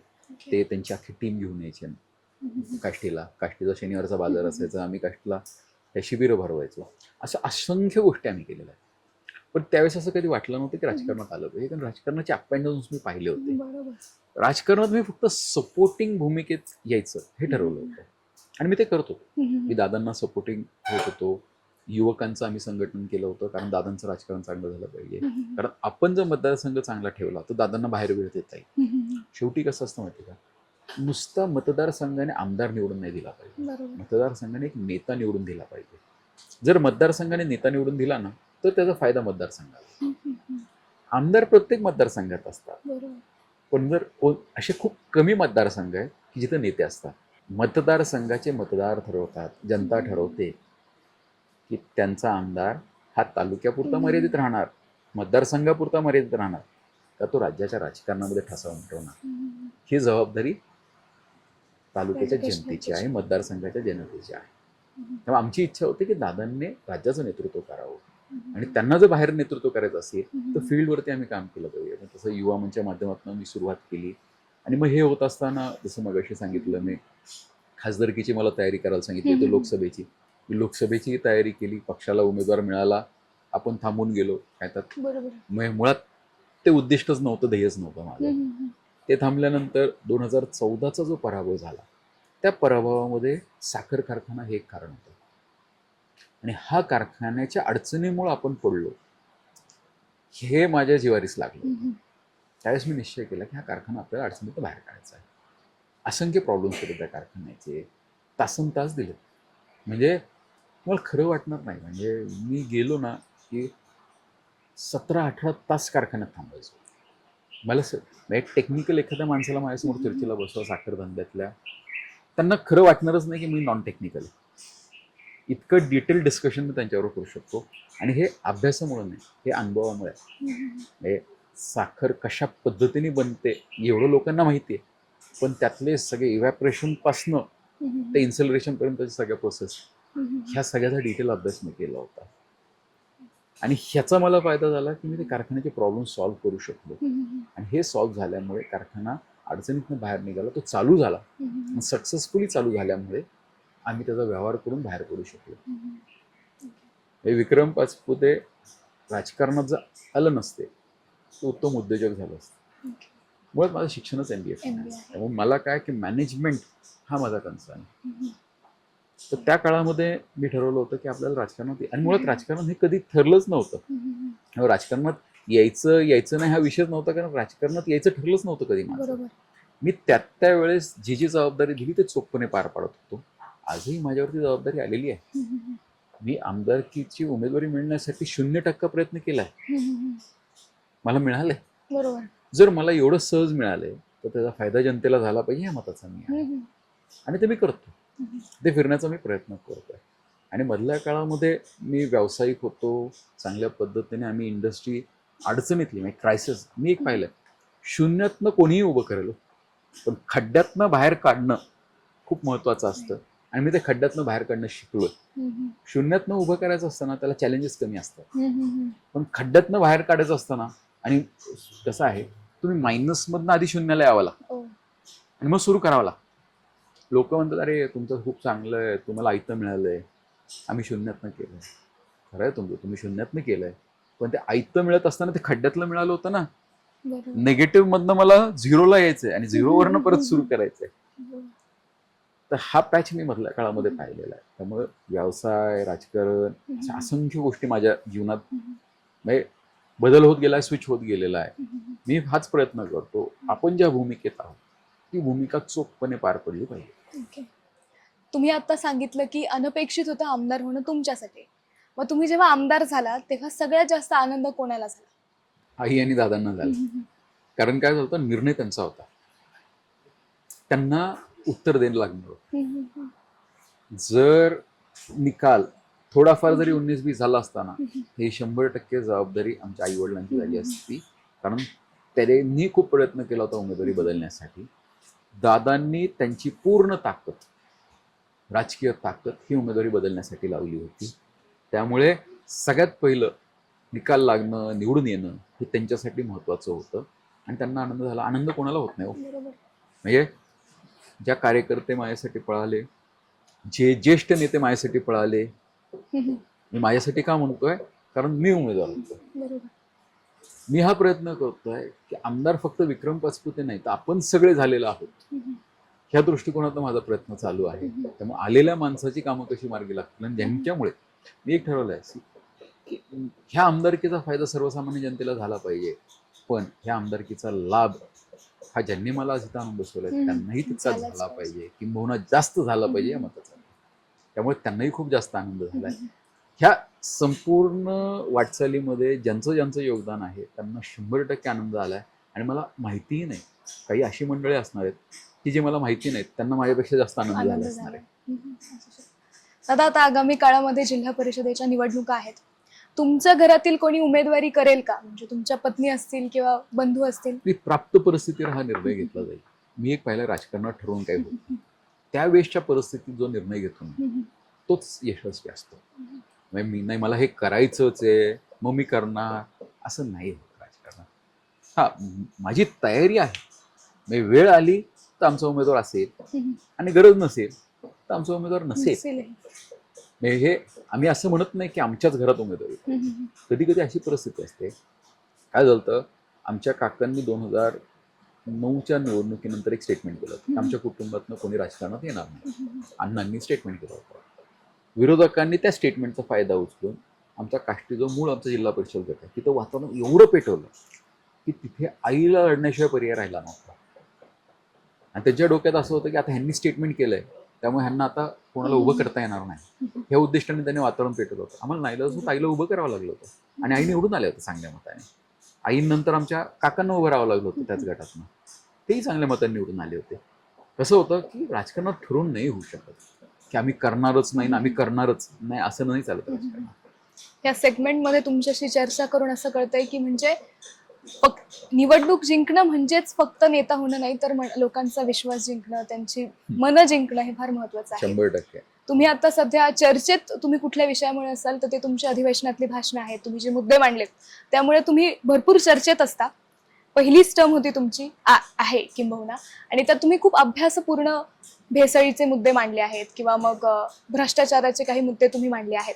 हे विषय तुमच्या निदर्शनास कसे आले? ते विषय सगळ्यांच्या निदर्शनास येतात, पाहण्याचा दृष्टिकोन महत्वाचा असतो. मी जसं मगाशी सांगितलं की माझी एक जिज्ञासा वृत्ती आहे मी सॅटिस्फाईड जोपर्यंत होत नाही ना कोणत्या गोष्टीला मी मांडत नाही. आणि मी एक पाहिलंय की ज्यावेळेस तुम्ही पूर्ण अभ्यास करून गोष्ट मांडताना मान्यच करावी लागते लोकांना. मी ज्यावेळेस ॲनलॉग चीज पनीर हा मुद्दा मांडला होता, ॲनलॉग चीज हा शब्दच अनेकांना माहिती माहित नव्हता. नव्हतं. आत्ता अलीकडच्या काळात माहिती व्हायला लागलाय. बरोबर. त्यावेळेस मी मांडला होता. मला एफडीएतल्या काही अधिकाऱ्यांनी विचारलं होतं, अहो म्हणलं तुम्ही म्हणल्यानंतर म्हणजे ज्यावेळेस आमच्या रेग्युलर बैठक व्हायला लागल्यानंतर त्यातले काही अधिकारी म्हणले, अहो तुम्ही म्हणल्यानंतर आम्ही ॲनलॉग चीज काय आहे याचा अभ्यास केला. ओके. म्हणजे असंही वास्तव आहे. त्यामुळे एक मी पाहिलेलं आहे की तुम्ही मुद्देसूद अभ्यासू मुद्दे जर मांडले तर 100% ते यशस्वी होतात. कारण दादांचं एक वाक्य होतं, दादा म्हणलं तुम्ही प्रश्न कोणता मांडता ह्याला महत्व नाही, कसा मांडता कसं याला महत्त्व. म्हणताय? गुटख्याविषयी माझ्या आधी असंख्य लोकांनी मांडलंय. महाराष्ट्राच्या विधानसभेमध्ये गुटखाबंदी झाल्यापासून अधिवेशनात गुटख्याचा मुद्दा येतोच, येतो. पण तो मी ज्या पद्धतीने मांडला होता त्याची चर्चा खूप जास्त झाली होती आणि अवेअरनेस क्रिएट झाला होता. म्हणजे मला चांगलं आठवतंय, मी पनीर ॲनलॉग चीजचा इतका अभ्यास करून गेलो होतो आणि मला एक लक्षात आलं होतं, मी काही पत्रकारांशी बोलत होतो, म्हणजे हे कसं काय म्हणलं, तुम्ही एवढं चांगलं आहे, मी पनीर आणते म्हणजे तुम्ही दाखवू शकता. मी दोन्ही पनीर आणले होते आणि म्हणलं तुम्ही हेच जनतेला कसं दाखवणार. विचार केला कसं दाखवणार. मी अध्यक्षांकडे गेलो, म्हणलं मला हे आत घेऊन जायचं सभागृहात. तर अध्यक्षांच्या आधी मी एका आमदारांना विचारलं की मला हे आत घेऊन जायचं. म्हणले तू नाही आत आणू शकत. म्हणलं का नाही, म्हणलं असं बाहेरचं काय आणता येत नाही. म्हणलं मग काय करायला लागतं आत आणायला. मग ते म्हणले तुला अध्यक्षांची परवानगी घ्यावी लागेल. म्हणलं अच्छा. अध्यक्षांकडे गेलो, अध्यक्ष मिटिंगमध्ये होते, मी विनंती केली, आत गेलो.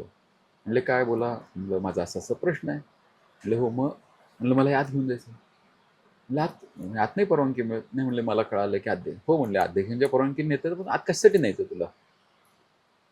म्हणलं हे दोन गोष्टी आहेत समोर त्यांच्या ठरले, एक पनीर आहे का ॲनलॉग चीज. त्यांनी समोर बघितलं, कळलं पण लोकांना कळणार आहे, गरज नाही नेण्याची आतमध्ये, काय दोन्ही एकसारखंच आहे. म्हणलं एकसारखं म्हणून तर न्यायचंय नाही, पण म्हणलं कशासाठी न्यायचंय. म्हणलं एक काम करू, तुम्ही आतना आयडेंटिफाय करा खरं कोणतं आणि खोटं कोणतं. मी असं बघितलं, त्यांनी लक्षात येत नाही. म्हणजे मला ह्याच्यासाठी आत घेऊन जायचं.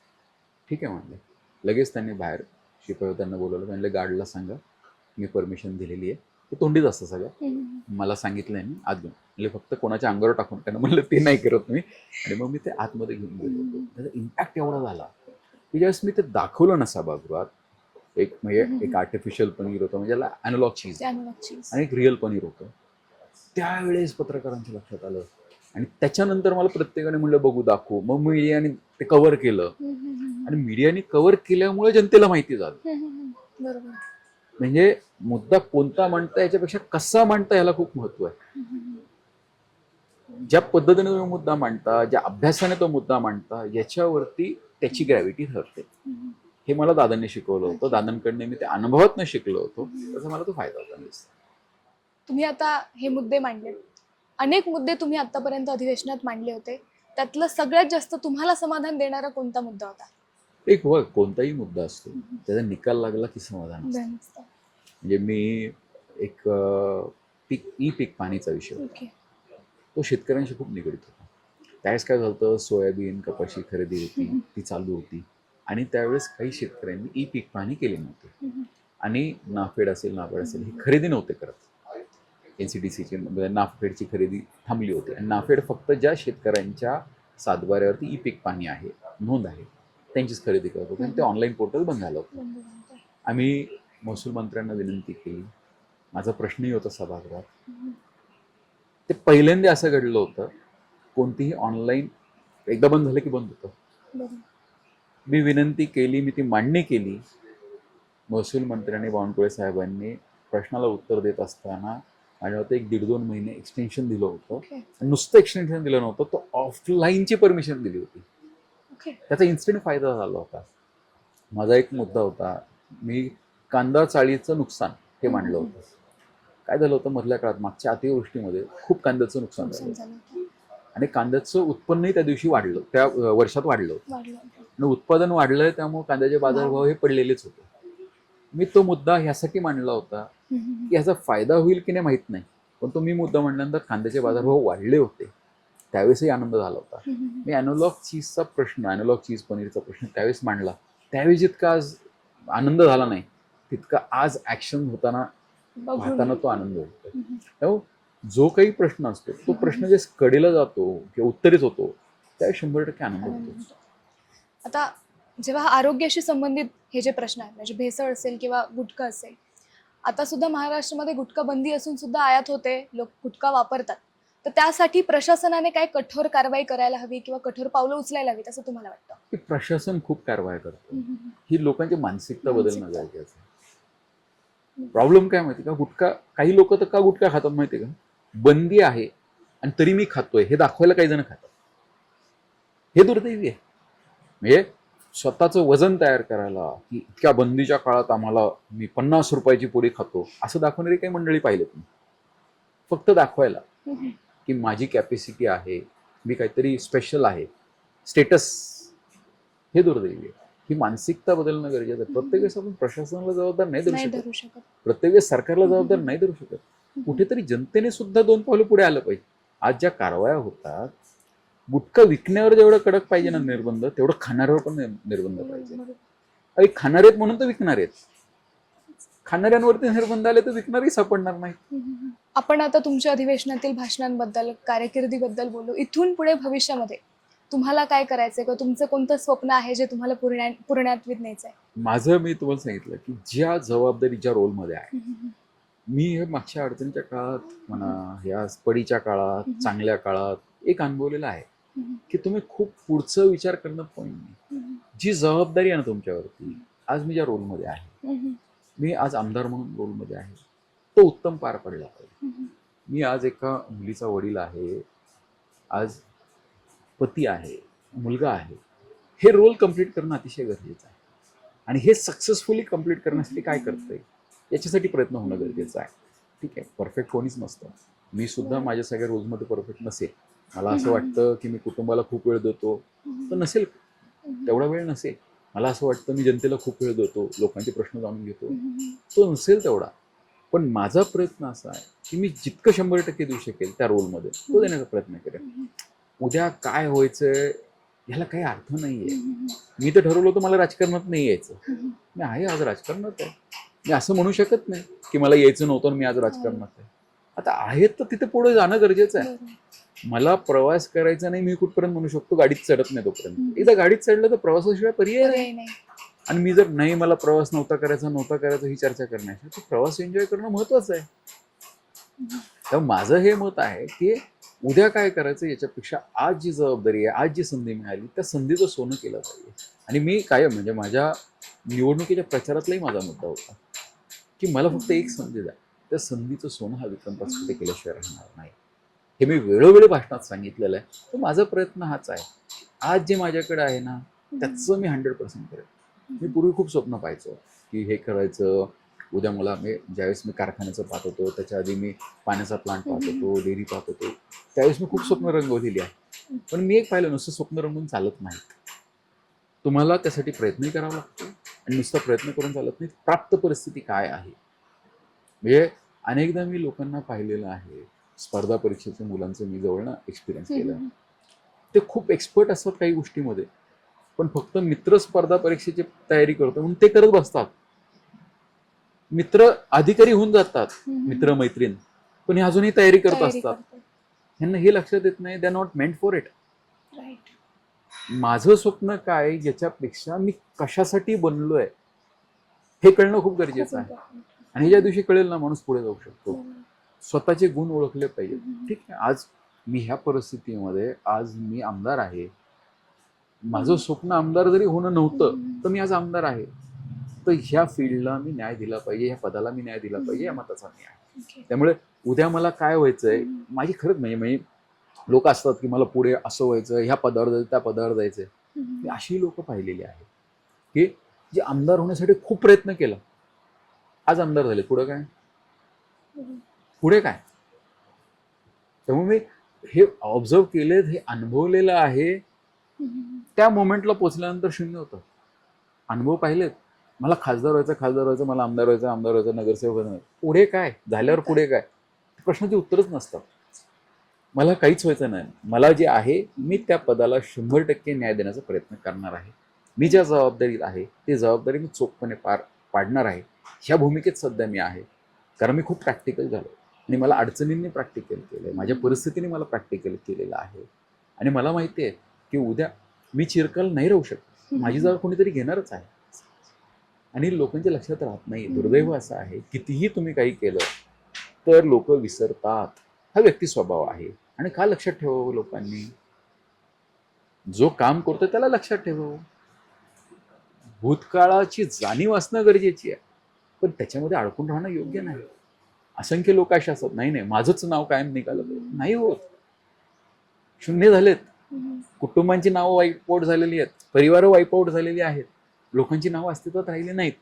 ज्यांनी अख्खं आयुष्य समाजासाठी झिजलेलं आहे, अख्खं आयुष्य या राज्यासाठी झिजलेलं आहे, अख्खं आयुष्य गावासाठी झिजलेले आहेत. काही लोक मी अशी पाहिलेली आहेत, वर्षानुवर्ष सरपंच राहिलेत गावासाठी. त्यांनी किती किती गोष्टी सॅक्रिफाईस केलेल्या असतात. पण एक परिस्थिती बदलते, नवीन माणूस जागा घेतो आणि होतच नव्हतं होऊन जातं. त्यामुळे कोणत्याही गोष्टीला अटॅच न राहणं हे महत्वाचं आहे. जी प्राप्त परिस्थिती आहे त्याच्यामध्ये 100% परफॉर्म करणं, याच्यावर तुम्ही जास्त विश्वास ठेवा. दादा, आता आमदार होऊन 2024 मध्ये तुम्ही आमदार झालात. आता 2026 आहेत. अनेक अनुभव तुम्हाला आले असतील, लोकांमध्ये तुम्ही फिरला आहात. त्यानंतर तुम्हाला असं एका कुठल्या तरी अनुभवातून असं वाटलंय का की बरं झालं की तुम्ही आमदार झालात? नाही हो, कसं असतं की ते प्रत्येकाला असं वाटतं. म्हणजे मला असं वाटतं की माझ्यामुळेच हे होतं, तुम्हाला असं वाटणार तुमच्यामुळेच असं होतं. पण एक सांगू का, कोणतीच गोष्ट कोण वाचून ठेवणार नाही. अडूक नाही. एक स्मशान वैराग्य असतं बघा. स्मशानभूमीत गेलं ना की आपल्याला सगळा जुना काळ आठवतो, वाईट काळ आठवतो. स्मशानभूमीतनं बाहेर निघाला ना, म्हणजे एखादा व्यक्ती हार्ट अटॅकने गेला असेल, आपण गेला ना, अरे यार एवढ्या कमी वयात माणूस हार्ट अटॅकने गेला, आपणही आपल्या आरोग्याकडे लक्ष दिलं पाहिजे, हे सगळं वाटतं. तिथनं बाहेर गेलं की सगळं विसरून जातो माणूस. तर तसं राजकारणाचं आहे. त्यामुळे कधी कधी असं वाटतो, येतो मनामध्ये, कोणाच्या येत नाही असं नाही, माझ्या येतो. Right right. पण तो सोडला पाहिजे. असं वाटून उपयोगच नाही. काही निर्णय घेतानंतर असं वाटतं, अरे मी होतो म्हणून हे निर्णय झाले, असं मनाला वाटतं. काही क्षणात वाटतं, अरे तू नसतं तरी हे निर्णय झाले असते. हा एक आवाज मला मागणं सांगत असतो की हे तुझ्यामुळे नाही, आज तुझ्या पदामुळे आहे. आज मला जी 10 लोक भेटतात, ही विक्रमला नाही भेटत, ते आमदार विक्रमला भेटतात. याची जाणीव मला आहे. त्यामुळे मला त्याचं काही वाटत नाही. कसं आहे की जर मी ह्या सगळ्या गोष्टीसाठी आतोनात प्रयत्न केले असते तर मला वाटलं असतं, मला गर्व घमंड या सगळ्या गोष्टीचा झाला असतं, आज मला काहीच वाटत नाही. अनेक लोक म्हणतात तुला उद्या संधी, म्हणलं अरे मी आमदारकीसाठी तयारी केली नव्हती, उद्याच्या संधीचं काही घेऊन बसलोय. मी आनंदी आहे, सुखी आहे. आणि मला माहिती आहे हे जातं, हे वैभव जाताना मी पाहिलेलं आहे. मी सत्ता जाताना पाहिलेली आहे, सत्ता येताना पाहिलेली आहे. लोक जाताना येताना, धन संपत्ती येता जाताना मी पाहिलेली आहे. कोणतीही गोष्ट चिरकाल नाही, याचा अनुभव मी घेतलेला आहे. उगाच आपलं घड्याळ गोल नसतं, ते फिरत असतं. त्यामुळे हिथलं कधी खाली जाईल आणि कधी परत वरती येईल. दादा, आता आपण आपल्या मुलाखतीच्या शेवटाकडे आलो आहोत. तर तुम्ही आपल्या प्रेक्षकांसाठी, मतदारसंघातील तुमच्या नागरिकांसाठी किंवा यूथसाठी इन जनरल, कारण तुम्ही यूथ आयकॉन म्हणून लोक तुम्हाला ओळखतात, त्यांना तुम्ही काय सल्ला द्याल किंवा सल्ल्यापेक्षा काय संदेश द्याल? हे बघा, मी एक सांगेल की मी जे प्रयत्न करतो तो माझे 100%. याचा अर्थ असा नाही की मी 100% बरोबर आहे, मीही चुकत असेल. मी कायम लोकांना सांगत असतो की माझी ऐकण्याची मानसिकता, मी क्रिटिसिझम सुद्धा ऐकायला तयार आहे. कारण मला माझा मतदारसंघ वाढताना बघायचा आहे, माझा मतदारसंघाचं नाव पुढे होताना मला बघायचं आहे. माझी भाषणं आहेत की विकास एका माणसाच्या हातून होऊ शकत नाही, त्याला अनेकांचा हातभार लागणं गरजेचं आहे. माझी ऐकण्याची तयारी आहे. मी 100% करतोय म्हणजे 100% बरोबर आहे असं अजिबात नाही. मी जर कुठे चुकत असेल तर तुमचा अधिकार आहे, जनतेचा अधिकार आहे मला तो दाखवायचा आणि तो बदल करायची माझी तयारी आहे. कारण मी नाही आहे, बघा मी जसं मग हाताची 5 बोटं एकसारखी नसतात. याचा अर्थ एकत्र आली तर ही मोठी होते, एकटा काहीच करू शकत नाही. बोट दाखवायचं मी काम करू शकतो, तसं माझे विरोधक माझ्याकडे बोटही दाखवू शकतात किंवा मला हातभारही लावू शकतात. शेवटी संघर्ष करायचाच आहे, निवडणुकीला समोर व्हायचंच आहे. मी आज कितीतरी अशी मी लोक पाहिलेली आहेत. फक्त विरोधाला विरोध करायचा असतो. म्हणजे मी ज्यावेळेस पनीर ॲनालॉग चीजचा प्रश्न सभागृहात मांडला होता, माझ्या मतदारसंघातले काही लोक हे बोलताना मी पाहिले, अरे आमदार तर काय राज्याचं बोलतोय, आमचे प्रश्न कुठे आहेत. आणि हे बोलणारे लोक विसरून गेले होते की ह्यांच्या घरी 100 लिटरचं दूध आहे.